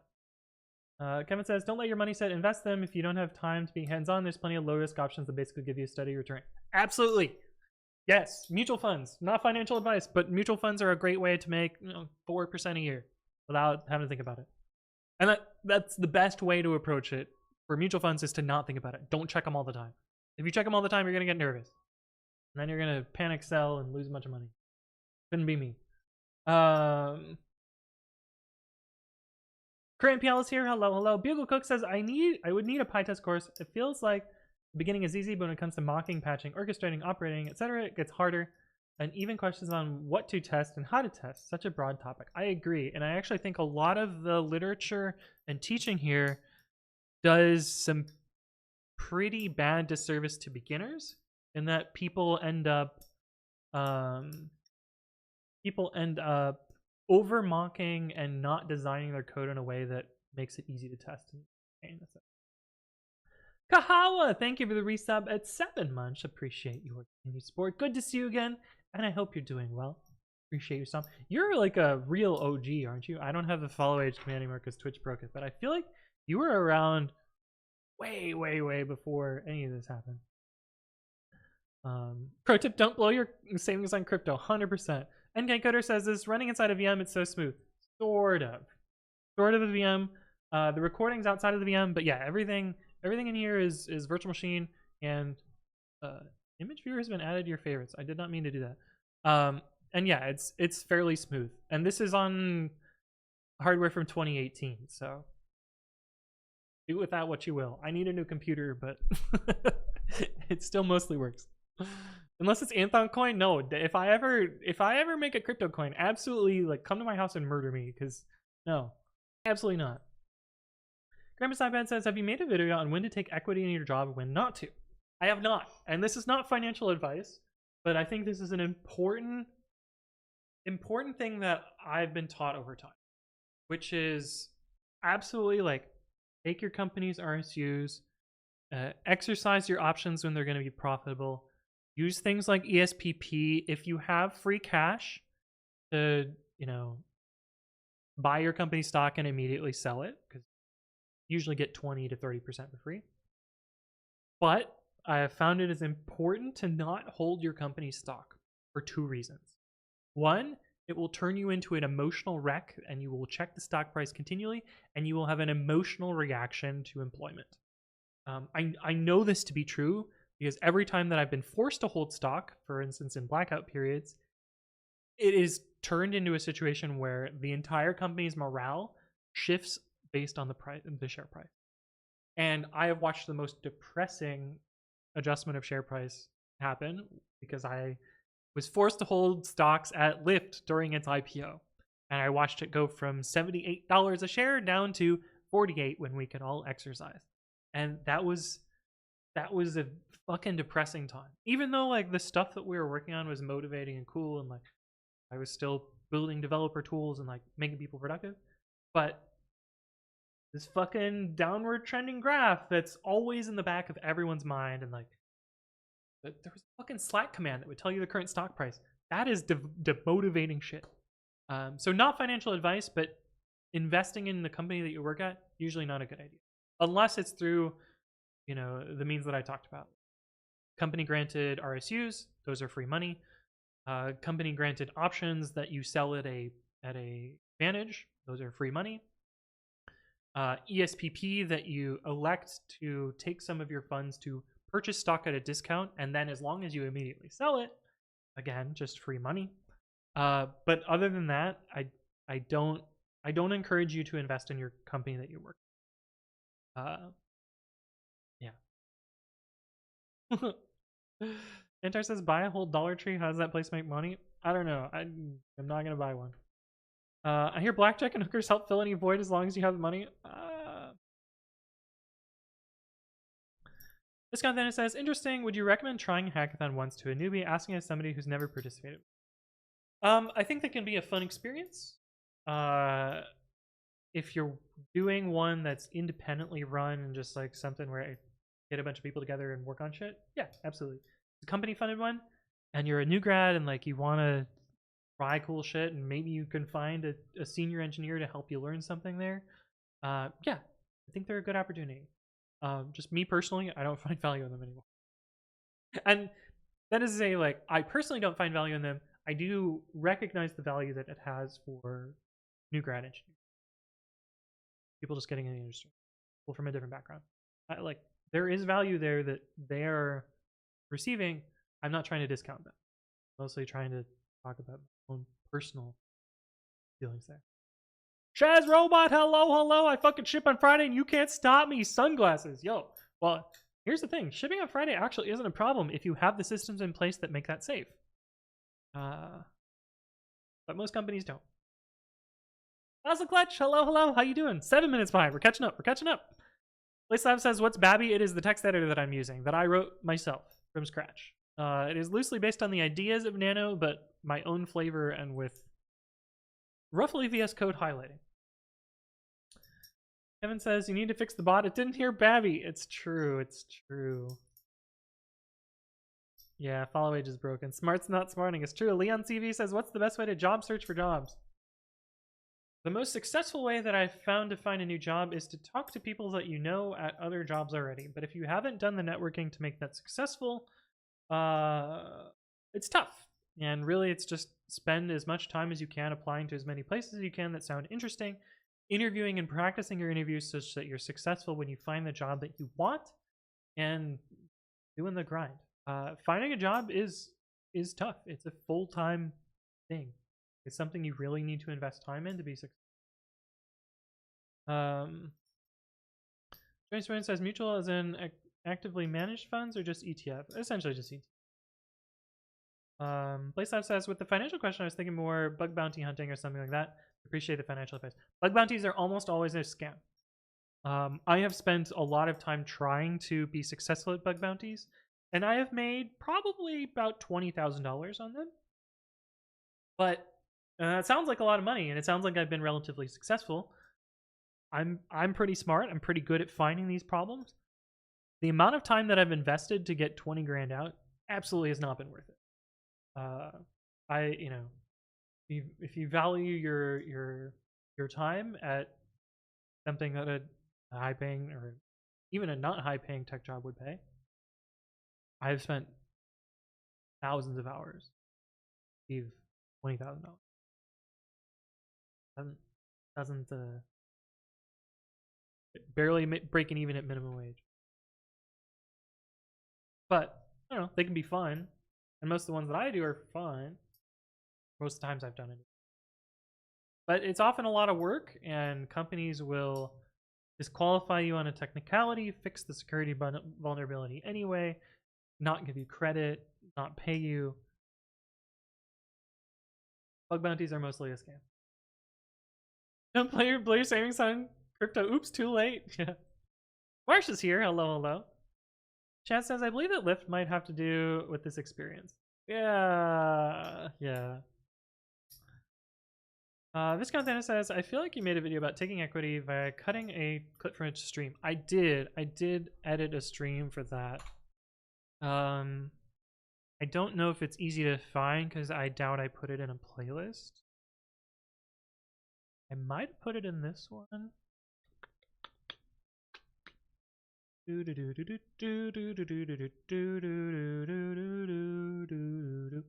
Nope. I think it's honestly, if I don't put it in a playlist, it's really hard for me to find the video. But I definitely did. I definitely took something like this monologue of nonsense and the video. Cameras iPad says shipping on Friday as a consultant is good because no one notices if something breaks over the weekend. Hey, there you go. Leanne says, how do I find the list of startups / big corporations of jobs to apply to? I don't have a good answer there beyond LinkedIn and such. And finding other people's filtered list. But yeah, don't have a good answer there. Wusa says, about your YouTube videos, you bring a lot of values already, but I agree with some people in chat. The advanced or even the intermediate level videos are really what bring you way above others. YouTube is full of beginners / intermediate videos on Python, and most of them scratch only the surface. The videos where you show what's happening under the hood are the best for me. I recently rewatched the EXE Magic and helped me solve a problem. Yeah, and I'm very happy that you said that. I feel like that encourages me a lot to build these things. I tell this story a lot. Like most of YouTube is a pretty demotivating platform to work on. Like the fucking studio itself spends a lot of effort to be like, oh yeah, your last video that you worked on that you were really happy with, 7 out of 10. Your views are down. Your estimated revenue is down. People only watch for this, and it's at the lower end of your typical range. Like YouTube spends a lot of effort to try and get you to grind for those numbers, and that's only one part of it. The other part of YouTube is comments. I think, let's sample some comments. I think this is a good question. I addressed it. Great, cool. Positive comment. A positive thanks from somebody who's a membership. Positive comment. Great. Comment with some other ideas on how to solve this. Does this have an advantage? I didn't even answer this because this didn't show up in my inbox because I think this is probably a brand new YouTube user. Neutral comment. Neutral to positive. Someone else with another idea. Neutral to positive. Okay, so maybe this is a bad example. The last video, I guess, had a lot more positive comments. But most of the comments that I get in YouTube are people either... Actually, no. I know why there haven't been any, because I've mostly deleted it. Most of the comments that I get on YouTube are negative or positive, or negative or nitpicking or off topic or just grumbling in general. Or, people being shitty for no reason. That's most of the feedback that I get from YouTube.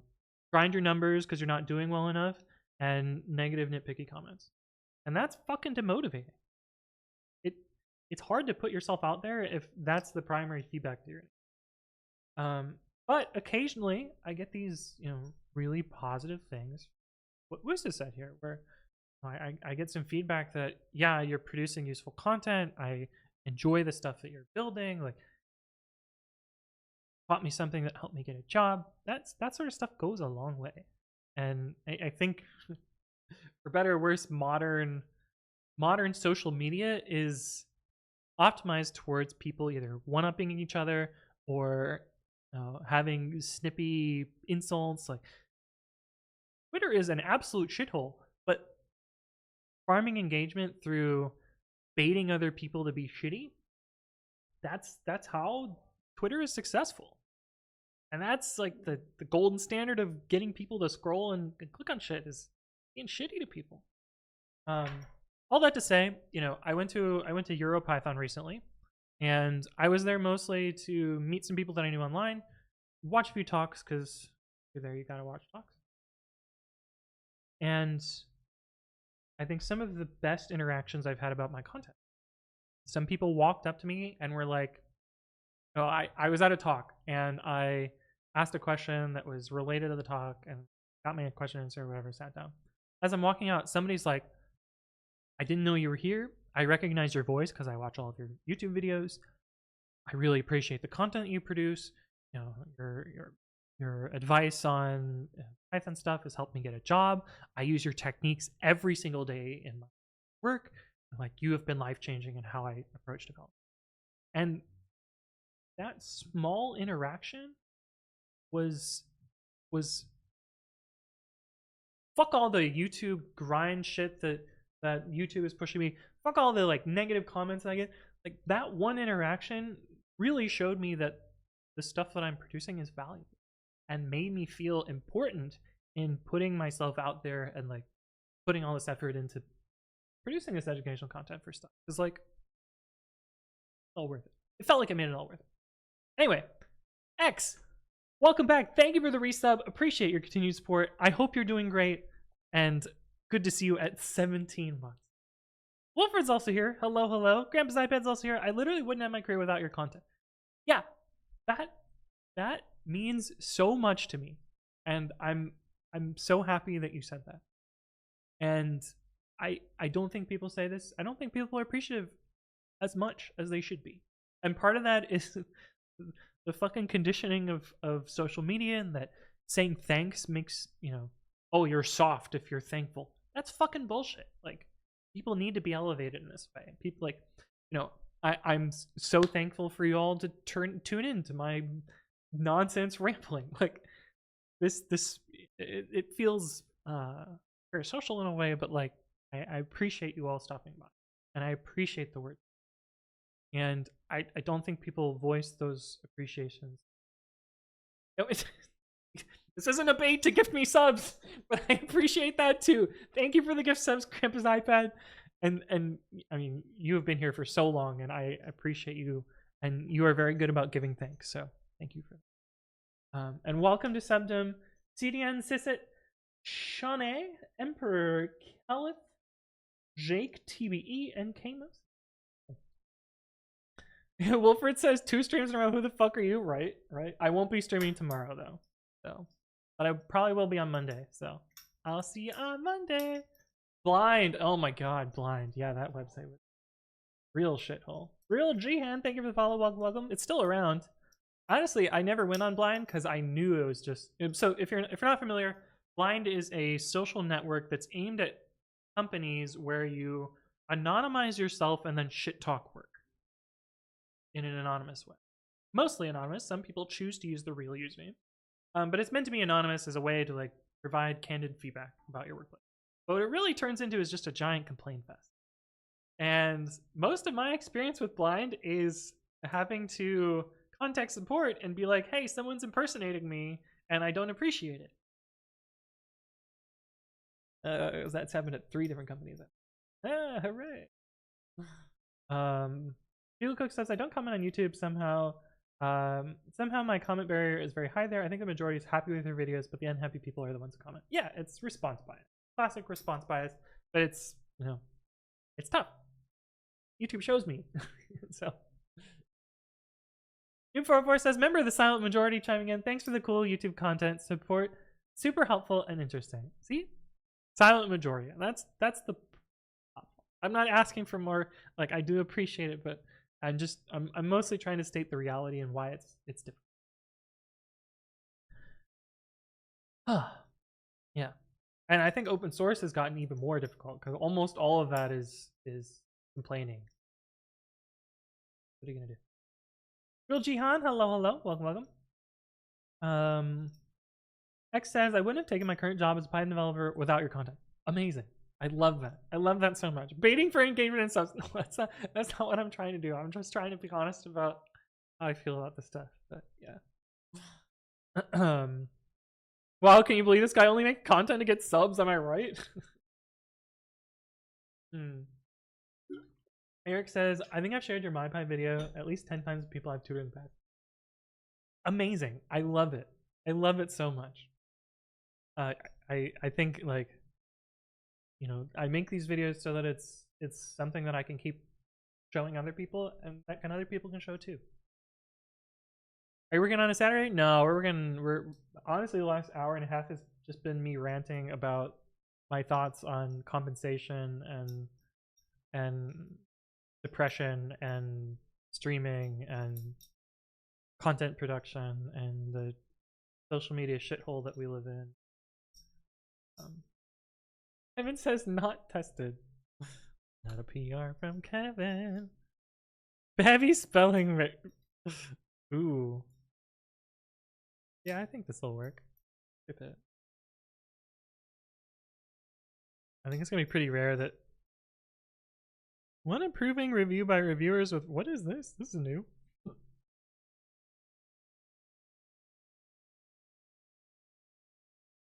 Why? Why take up my screen real estate with that? Alright, get out. God. Thank you, Kevin. Oh, I gotta pull too. Get fetch. I'm 15 commits behind. That's probably a pre-commit CI. It'll reboot. Hooray. Anyway. Imagine talking shit but anonymous. Like, come on. Yeah. Blind is blind. Oh. James Wayne says, before I gotta say, this is great content. Literally just looked on the clock and saw an hour had passed. Yeah. Sounds a bit like Glassdoor. Glassdoor's a little bit more public though. But yeah, similar idea. Wilfred says, I wanted to do open source, did it, and regretted it immediately. Can you merge my PR? This shit is broken. Welcome to open source. Can you put this feature in that's specific to me only? Yep. Constantly, yeah. It's a constant fight to say no, and very frustrating. Grandma Simon says, I'm sorry for opening stupidly late night PRs and making your open source experience worse. No, you're fine. Got it. Wolverine says, my goal in life is to submit a PR to Anthon that he actually merges. Let's try and see if it catches the original message. What's Babby? Yeah. We did it. We've taught the AI a new message. Bugle says, I'm thankful that you said you're struggling sometimes. I perceived you as a super self-confident programmer, and I really look up to you as a programmer. It helps me to know that even you struggle sometimes. This may sound stupid, but these are my feelings. No, I think it's useful to like understand that everyone struggles with this at you know, various points. And don't tell my job, but like honestly, a couple months ago, I was really struggling with feeling like it was worth my time to do work. Project I felt like was a dead end. I had opposed it towards the beginning. I was hacking my way through it to get it to a minimal viable product, constantly finding difficulties that didn't feel solvable or didn't feel useful. But in that situation, I reached out to my manager and I was like, I don't want to do what I'm doing. And I don't think it's valuable to the company. And here's why. And I hadn't said that at any point. I was just doing with my own thoughts, spiraling into the realms of despair on a dead-end project. Once I voiced it, once I was able to put into words why the project I was working on was not useful, why I didn't feel like I was building something valuable, and communicate that to my manager, who's incredibly receptive to feedback. He's like, yeah, okay, I'll do what I need to do to make sure you don't have to work on it. Makes things way better. Anyway, off topic. But as someone aspiring to go into open source, the stream has me rethinking things. I don't want to discourage people from open source, because I think I wouldn't be here making this stream or working on this stuff if it weren't for open source. And I think there are lots of valuable things to gain from open source. I don't think money is one of them. I think like building, you know, I started in open source building cool shit for myself. And I like to think that that's why I still do it. Realistically, it's not exactly the situation, but it is what I try to aspire towards doing. But I don't know. I don't want to discourage you from open source, but be realistic about what you want to get out of it. You're not gonna, unless you are extremely lucky and make a particular JavaScript package and advertise yourself and do a whole shit ton of marketing, you're not gonna make money off open source. You might make beer money at best. But it's a lot of thankless work. Wolford says, I'm glad you have pre-commit. Sometimes working on other people's shit is so demotivating. Yeah, I do have my passion, my baby passion project is something that I always feel motivated to work on. Shout out to the director of Century, whoever you are. Yeah. Grandma's iPad says, do you like being or aspire to be a manager, or do you enjoy being an individual contributor? I always thought the point of work was to become a leader, but I love being an IC. So here's the honest thing about software careers is there are two main choices for software engineers. One is to be a leader, but in an engineering space. Well, actually, I mean, there's kind of what I like to refer to as terminal levels. You get to a point in your career where you're not looking to progress and you are at an acceptable input and output, and not saying stagnant, but you're done, you're cooked, you're where you want to be. The three that I see there is senior software engineer, where you are able to manage projects, work with others, plan work, build things, technical level, have understanding, work in your space, not necessarily others, and not necessarily influencing others. That's an acceptable end state. You're an IC, happy being an IC, happy producing technical output, but you're not aspiring to run organizations, people management, etc. And that's an acceptable terminal level. Then there's the next easiest one to talk about, which is management, which I think is, for many software engineers, is a poor choice for two reasons. One, because unless you're doing the work to be trained as a people manager, you're going to do a fucking shit job about it. And you're going to do a fucking shit job about it and get a lot of people to quit. Not on their own decisions, but because most software engineers are fucking terrible managers. Absolutely terrible managers. They won't give you the career support that you need. They won't give you the representation that you need. They won't resolve interpersonal conflicts. They won't help you grow in your career. They will be shit managers.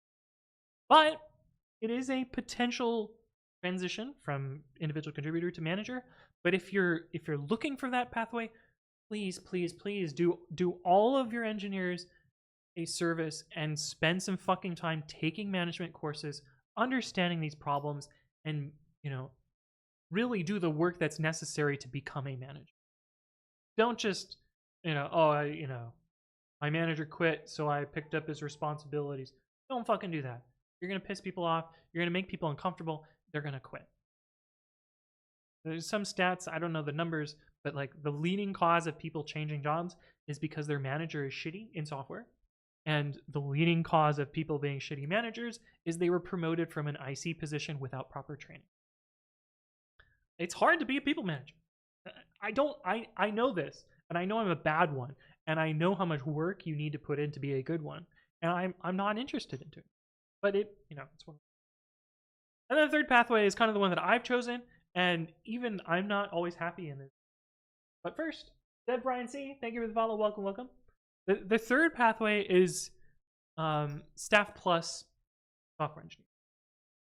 And in this situation, you're taking a lot of responsibilities of managers and directors, and that you're working broadly across numbers of teams, organizations, etc. You are spending a lot less of your time building stuff and more time planning and managing expectations. And in a lot of ways, there are people management responsibilities in that, and those are the ones that I like less. But you're working at high level company goals or organization goals, planning out how you organize vast groups of people. And I'm gonna be honest, it pays a lot more, but I think I'm less happy as a staff software engineer than I ever was as a senior engineer. Because I have so many more responsibilities. And I think I do a poor job at it. I think the one that I do the poorest job at is letting people down gracefully. I think the default answer for any technical leader should be no. Most stuff. And it's how you manage that response and get people to bring people along with that decision or thought process really fucking. But hard to go back. Hard to I don't think I would have been successful in my role at Sentry in building the developer infrastructure team without working as a staff software engineer to influence the groups around me, work with the leaders around me, and pave the way for that team to be successful. I don't think I would have been able to do that as working in my space, not working broadly to influence. Especially because in my situation, I didn't have a people manager to beyond my director, which he was a great influence in making this successful. But a direct people manager would have been a lot more helpful to run that interference, be a people buffer between the decisions being made and represent those decisions to the rest of the company. I'm really bad about marketing in general. Like you know this, chat. I don't like marketing. I don't like spending time on advertising. I haven't marketed my fucking startup. It's just all been organic. I don't market my stream or my content. I just put it out there. I gave up on Twitter, which was my primary way to market all of this stuff, because it's a fucking toxic wasteland. Even when I did market stuff on Twitter, I didn't feel good about it. I didn't enjoy it, and felt like throwing stuff over the fence. But like management, one big responsibility of management is to represent your team's goals and stuff to everyone else. And I'm bad at that. I mean, I can represent it on paper. I can defend a technical decision. I'm bad about going out there and advertising it. Bo Rang, thank you for the resub at 3 months, which gets you a fancy new badge. Welcome back. Good to see you. Appreciate your continued support. Now I missed a bunch of stuff. 255 Shore says street cred. Yeah.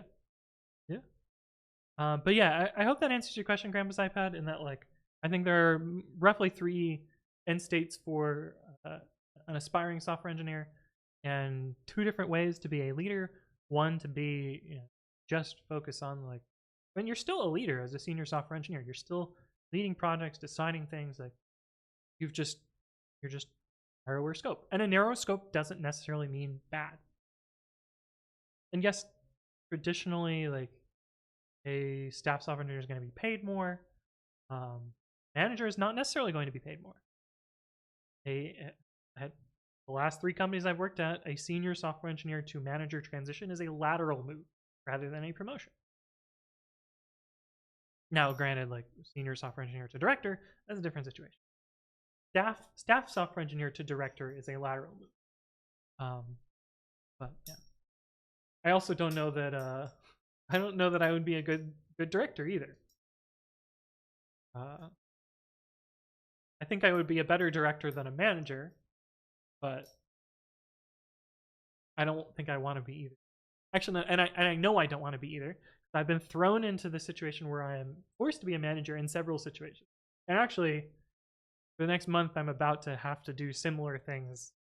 And honestly, building the team at Center, I've had to do a lot of manager-like things that but like at Lyft, at a moment's notice, my manager fucked off on parental leave, which is fine. Like I think, that's a whole different topic. The U.S. does not provide enough parental leave, and so people hide it until the last moment, and then you have to scramble afterwards to make that successful. I was thrown into, suddenly your team of 6 doesn't have a manager, and okay, some are going to report here, some are going to report here. All the one-on-ones are scrambled. Like, we had a perf review coming up, but no one is vying for promotion anymore now because the manager isn't there to support. All this fucking shit was thrown on well, not on me, but thrown on the team at the last moment. So I had to step up and take some of those responsibilities, and I didn't like it. I knew I wouldn't like it. Avoided this. Anyway, all that to say, there's several different pathways.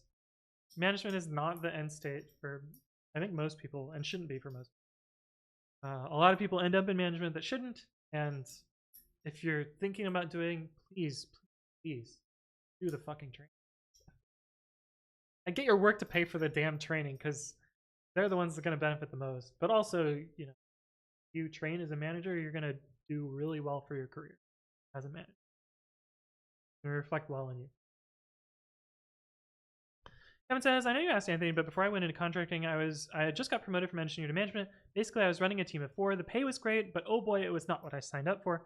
I honestly got depressed in record time. Eventually, I had to pull out, leave the position, and start over. Yep.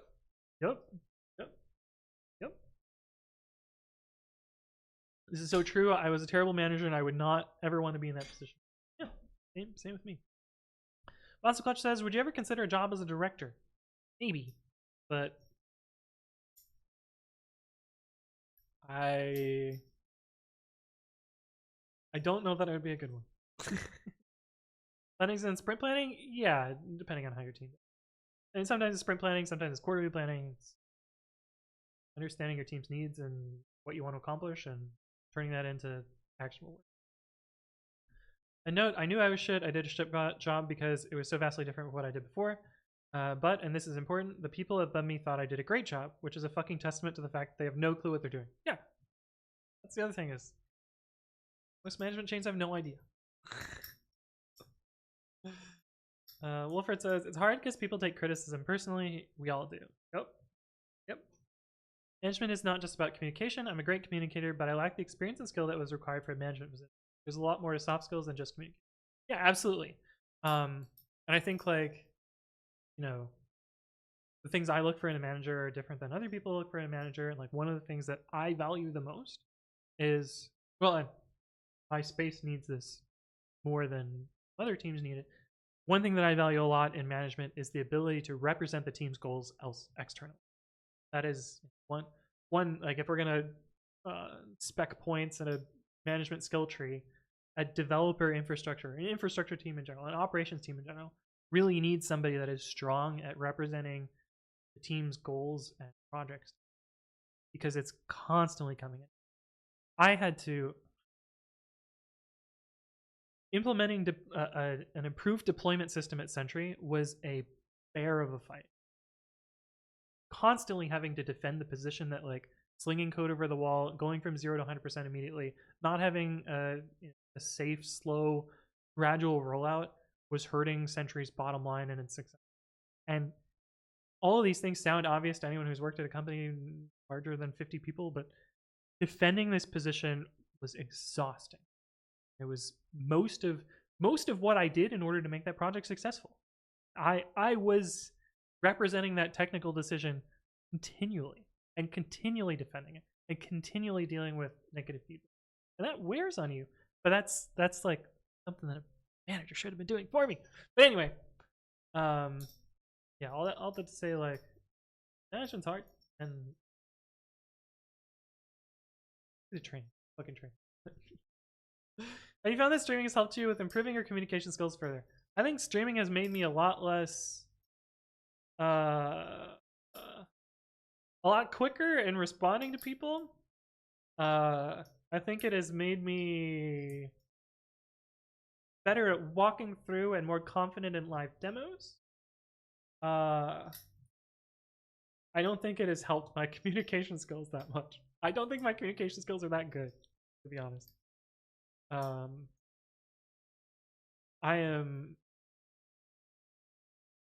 way too direct. I am way too honest.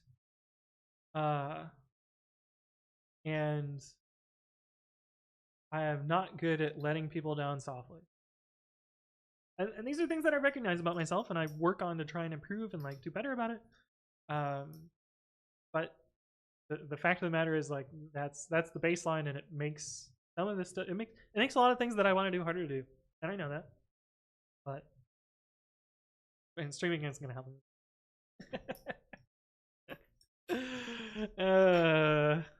But yeah. Anyway, but this, like, I say that, but on some level, I would love a manager to be interference there, support me in those decisions, and transform the things that I know, well, transform the thing that I believe or know into more convincing and softer team-to-team community. But, you know, that's the way things go. Somewhat of an important note is that many companies have zero clue how to appropriately level their teams and positions. Absolutely. Absolutely. And companies are incentivized to not properly do this as well, because you can underlevel someone, you underpay them. And many people, like, there's a huge activation energy to switching companies or teams or roles, and companies, you know, the capitalist market, are going to take advantage of that. You know, oh, you must operate at your level for 18 months before we promote you. Okay, you're going to underpay me for a year and a half just so that I can finally get promoted to make the salary that, make the bottom range of a salary for something that I already deserve? That sucks. But they know that they can lock you in with stocks or options or just your laziness. They know that it's a lot of stress and work to find a new job. I fell into this trap myself. You know, like in a way, you could say I'm in this trap right now. I worked at Yelp for 5 fucking years. 5 years. While I was paid a piss poor salary with useless, worthless stock. And I was constantly gaslit by people telling me that you won't make more money elsewhere. You won't be a more senior person elsewhere. You won't, you know, you won't be able to get a job elsewhere. And it was all just, I was young, didn't know anything. I didn't have advice. Didn't have anyone to talk to. There weren't good pieces on this. And the people that were telling this were people I trusted. My direct managers, my peers, like, but it was all a fucking lie. I quit my job and made literally twice as much money at the next place I worked at. Like, literally double. And, you know, I was finally, you know, my experience was finally respected. Like, it is not an exaggeration to say that I was the most productive engineer at Yelp. And I have metrics to back that up, and, you know, people's testament to back that up. And I was never rewarded for any of that. I worked my fucking ass off because it was fun. Some of it was stuff I believe in. Some of it was I wanted to make things better. I believed that I could make people's lives better. But I was fucking underpaid and gaslit. Not the best situation. But anyway, yeah, leveling is often a way to underpay, and withholding promotions is a tactic that's used to prevent adequately compensating people. And the easiest way to make more money is to switch companies. The easiest way to get a promotion is to switch companies. That's just the fact of the matter. I also mentioned that I feel like I'm slightly in this situation myself right now. But I enjoy what I work on for the most part. Occasionally there's things I don't. But I'm sticking around at Century because of options that are potentially worth a lot of money after an IPO. And I'm excited about that prospect. So, yeah, I don't know. At least it's not in the situation where, like, people are actively telling me I couldn't make money elsewhere. Or, you know, I'm not trying to be promoted at Century because I'm fine with my responsibility. I think I could be successful after a promotion, but I'm not trying to do that. Anyway. Oh, yeah. Wilfred says, weren't you staff at Lyft? I was not hired as staff, and I went through a 2-year-long battle to get promoted to staff. And then 6 months later, I was laid off, so. And you know, the first week on the job at Lyft, my manager sat down with me and was like, you're operating at a staff level. I don't know why they hired you at senior. I'm going to try and fix this. But no, that only goes so far. Anyway, Eric says, Anthony is director of this business idea is terrible. Company stocks go up, layoffs prevented. Let's just say I would say no to a lot more things, but what are you gonna do? Bigger issue is that some people align senior staff, principal with years of experience / tenure, not actually responsibility and scope. Yes. Yes. Yes, facts. Yep. Beaver Logic says, good managers seem to be responsible people. You can find one. I think I've had 3 good managers in my career, and I've had 6 bad ones. I kind of made it through. Mihavish Verma says, have you ever worked with Azure Functions? In fact, I've worked with them on stream, but I don't think I have experience with them. It was a sponsored stream where I was just kind of doing the hello world-ish approach then. I think what's hard is when you have a manager that is struggling, which does not want to take training, or thinks they are managing well already. Yeah, people don't respond well to feedback that they're not doing well. They will dig in and try and defend their current approach to things. Kevin says, I definitely agree. Also, the best managers I've had are the ones constantly questioning decisions and not just accepting them without hesitation. Yeah, yeah. They should, like, an active manager should be invested and interested in the decisions that are being made and elevating their leaders, their engineering leaders, to defend those situations. Partially in part so that they can represent those same ideas externally. Whisper says, is the mic interrupting for someone else from time to time? Yeah, I'm probably getting too excited and peeking the mic, so sorry about that. But also, welcome back. Good to see you again. Future Synthwave, thank you for the follow. Welcome, welcome. Engine tip of the day: let people fail and don't shit on them for failing. Teach them after they fail. But you can prevent them from failing. Helpful too. Minnie Jacob says, hi Anthony, do you like Agile? Do you have a video about it? I don't like it, but I suspect in my company we do it very badly. I don't think any company does Agile well. Flash Sword, thank you for the sub with Prime. Appreciate it. Welcome to Subdom. I don't think Agile, well, I don't think Agile to the letter is a useful concept. I think the ideas of Agile are generally an improvement over like waterfall style development of the 90s. I think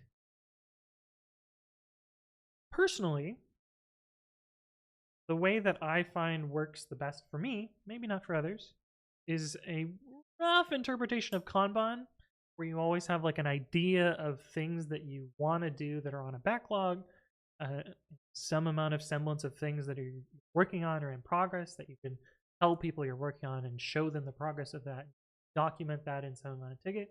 But, you know, story pointing issues and having a sprint that you roll over, and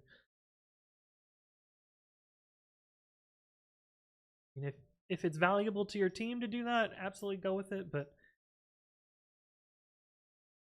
it doesn't find it valuable. I don't think that is a productive way.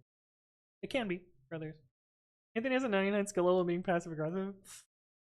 I'm not. I don't even know if it's passive. Sometimes it's just aggressive. Yeah. Anyway. Coming up on 10 years. Oh, those Yelp stocks aren't hitting.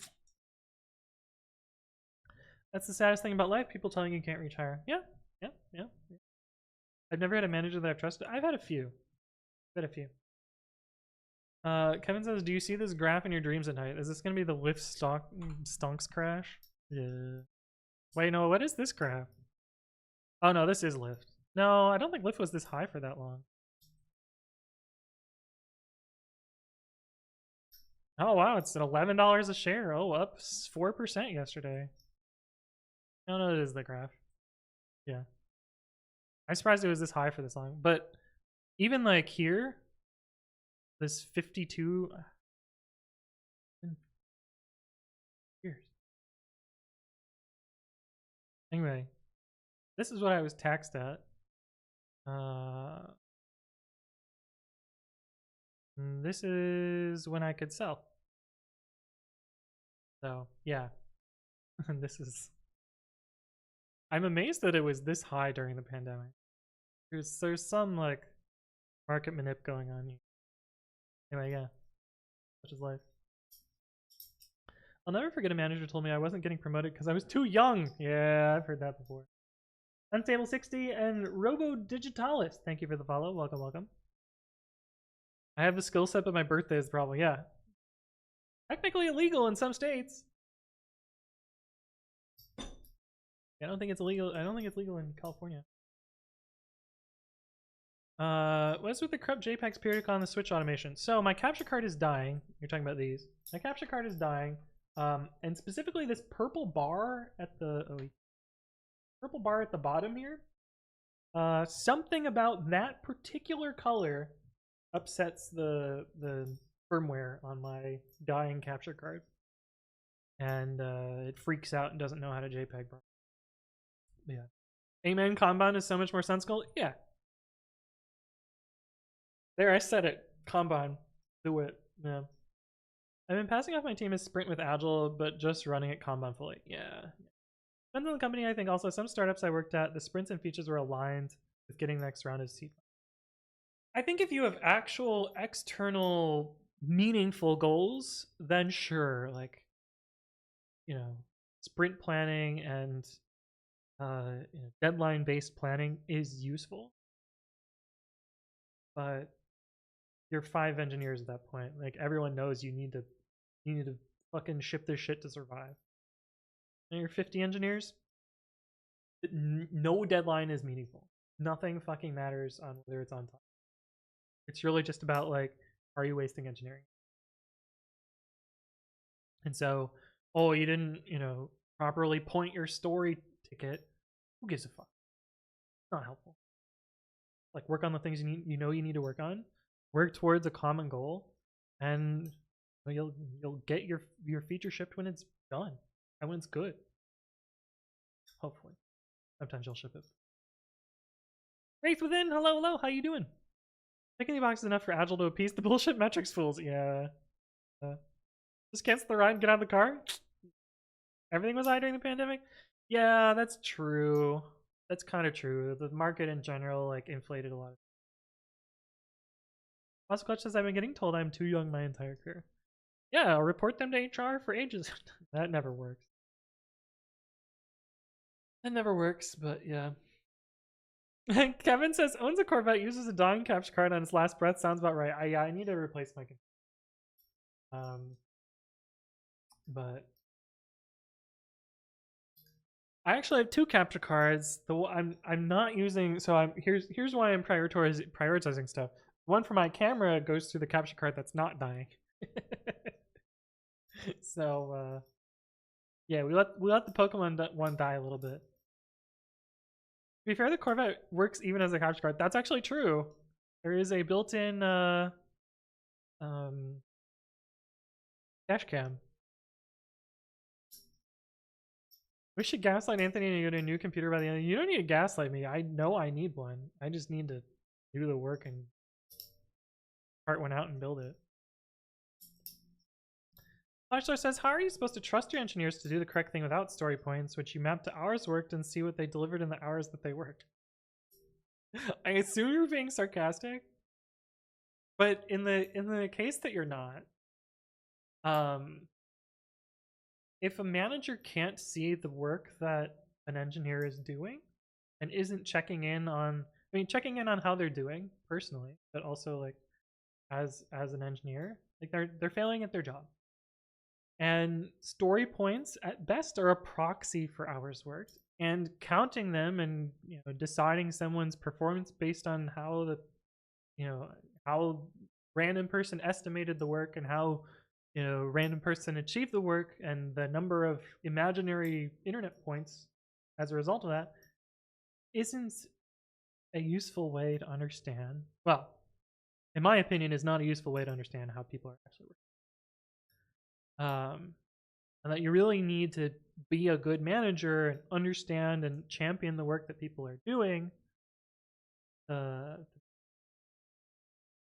Anyway, I assume you're being sarcastic. But in case you're not, there's the honesty. But yeah. Did I send one to your PO box? I don't have one yet. Oh, Wolfred is gifting studs. Oh my god, I don't have any buttons left. That's all I got. There you go. Thank you for the 5 gift subs, Wolfred. I appreciate it. Welcome to Subdom, Lucine, Racer Luke, J. Al. I exist, therefore I think. Oh, that's a long time ago. And Marquise. We've also got It's Obma. Thank you for the follow. Welcome. Hold on, I just noticed what someone else was saying before. Some works are not picked up by the mic. You said but it was not picked up. Yeah, I'm just I'm doing a poor job about moderating my vocal outputs. Story points are complexity, not time. Keeps turning his head away from the mic and not speaking. Wait, that's different than what I thought it was. Your credits score. Thank you for the follow. Welcome. In the last stream, all Anthony got was a PR to replace one line in 3 hours or so. He clearly must be a bad programmer. Yeah, and then I closed the PR because it wasn't right. We got to fix that. We'll do that on Monday. 294. Do I have pants on? I do have pants on. Is it really that I'm being too quiet, not being too loud? I thought it was the other way around. Because if it's that if it's that I'm not, I thought it was that I was peeking, but if it's that I'm speaking away, I can just do better about that. I was compensating the other direction in that I'm being too loud, but maybe it's that I'm okay. Anyway, good feedback. Direct feedback is helpful. Yeah, easier for dem managers to track story points compared to getting involved in understanding. Yeah, 100%, 100%. Ever the after dark version of the stream? That would require them to talk to people instead of hit some numbers into an Excel sheet. Yeah. It's that I'm not being loud enough. Okay, all right. Well, I can do that then. I can be better about that. We know you have a Python logo tattooed over your heart. I don't. I actually don't have any tattoos yet. Do you have pants on? I do have pants on. I'm actually wearing button shorts today. I'm not in my stretchy shorts. So I need to do, well, I did do laundry, but I'm trying to conserve them because I've been exercising more, and so I've been going through my exercise clothes a lot more quickly. But yeah. Who would want to spend hours planning poker to estimate story points that are basically archery guesses, all while attending daily stand-ups to hear the same people say, still working on it every day? Yeah, or your weekly sprint meeting, oh, we're going to carry over all the tickets that everyone's working on. Fucking wasted time. Wusa says, I got nothing done since the beginning of the stream, you and me both. But damn, I enjoy it. Not like I'm in a better mood now, but that's weirdly good to read about other people's experiences / stories. Real talk streams are cool too, Anthon. Thanks. Yeah, I do want to finish this before we're done. Let me do 313 real quick. Git branch -r. Oh, what? I already checked out the branch. Okay. Anthem 3.3 show head this, git apply.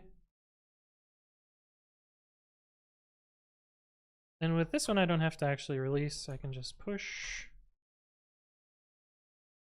Got Ubuntu jammy. No, we'll get push short and head. And git branch -r. Okay, that one's easy. Do the 314 real quick. And then I'm actually out of time. I gotta do some stuff. So we'll finish up with the real talk. So what do you mean? Oh. Apply. Commit. Push.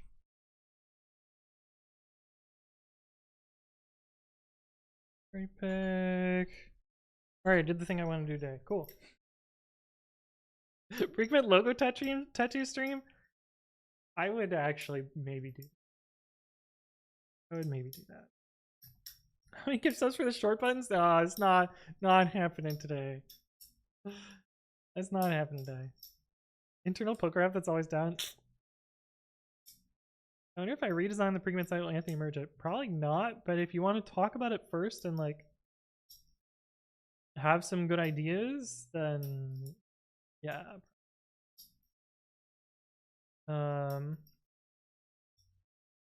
Eric says I was gonna write some code and ended up watching the whole stream. Engagement. Alright, where is this issue so that I can close it?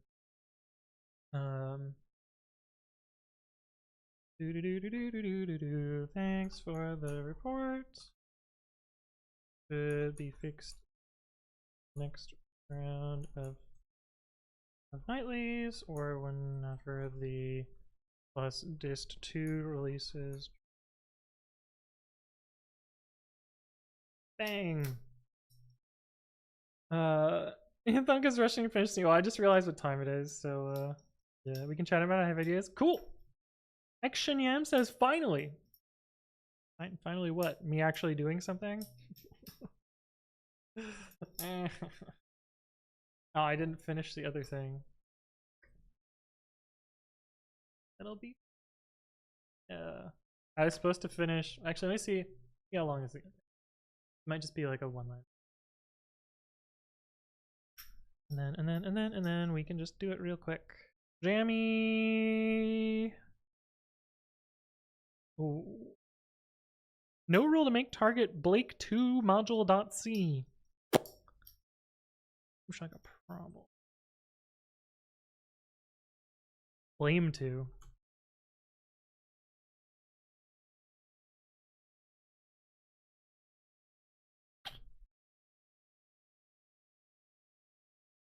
Huh.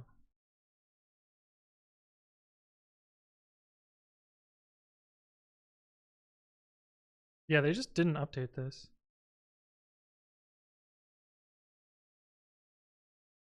So this seems just like a bug upstream. Let's see if I can get somebody else to fix this for me. Got here as my day comes so close. Oh, nice. Blake 2. Yeah, surely this will have this.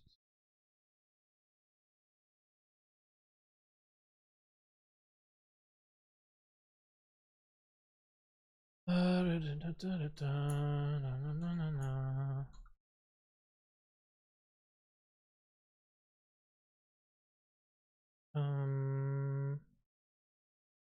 was the actual error that we got?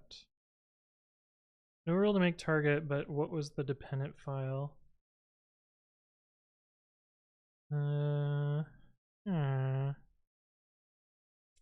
Make didn't tell us the right one. So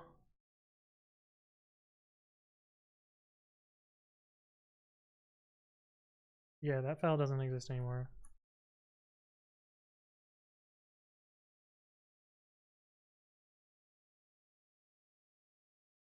Yep.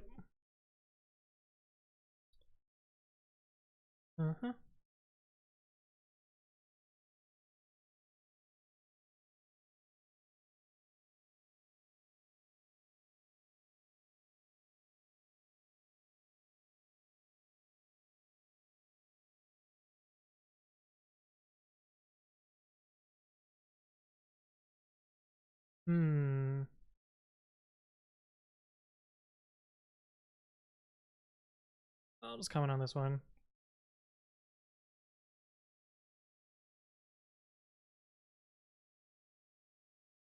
File module slash setup.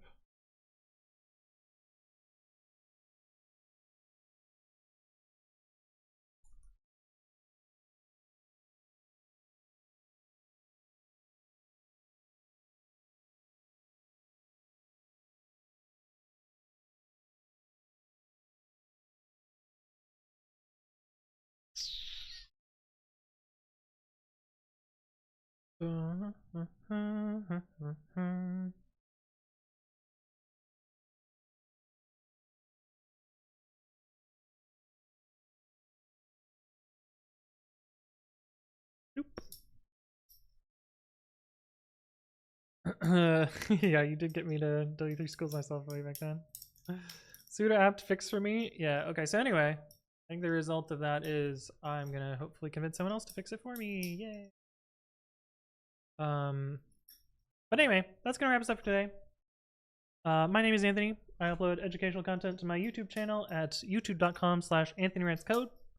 Sorry we didn't get much tech stuff happening this stream, but we did certainly real talk a lot of it. And if you missed any part of my content, that will end up on my VODs channel, which is at anthonywritescode-vods. So that as well. Try and upload those as soon as I can. And I normally stream on Saturdays, but I'm trying to stream more, maybe. I announce my streams on the Discord, which you should join and come hang out with us. But thank you all for stopping by. And Mishak Pan, thank you for the follow. Let's go find someone to raid. Oh, look, a raid. A Pokemon raid is happening. That's not shiny. Anyway.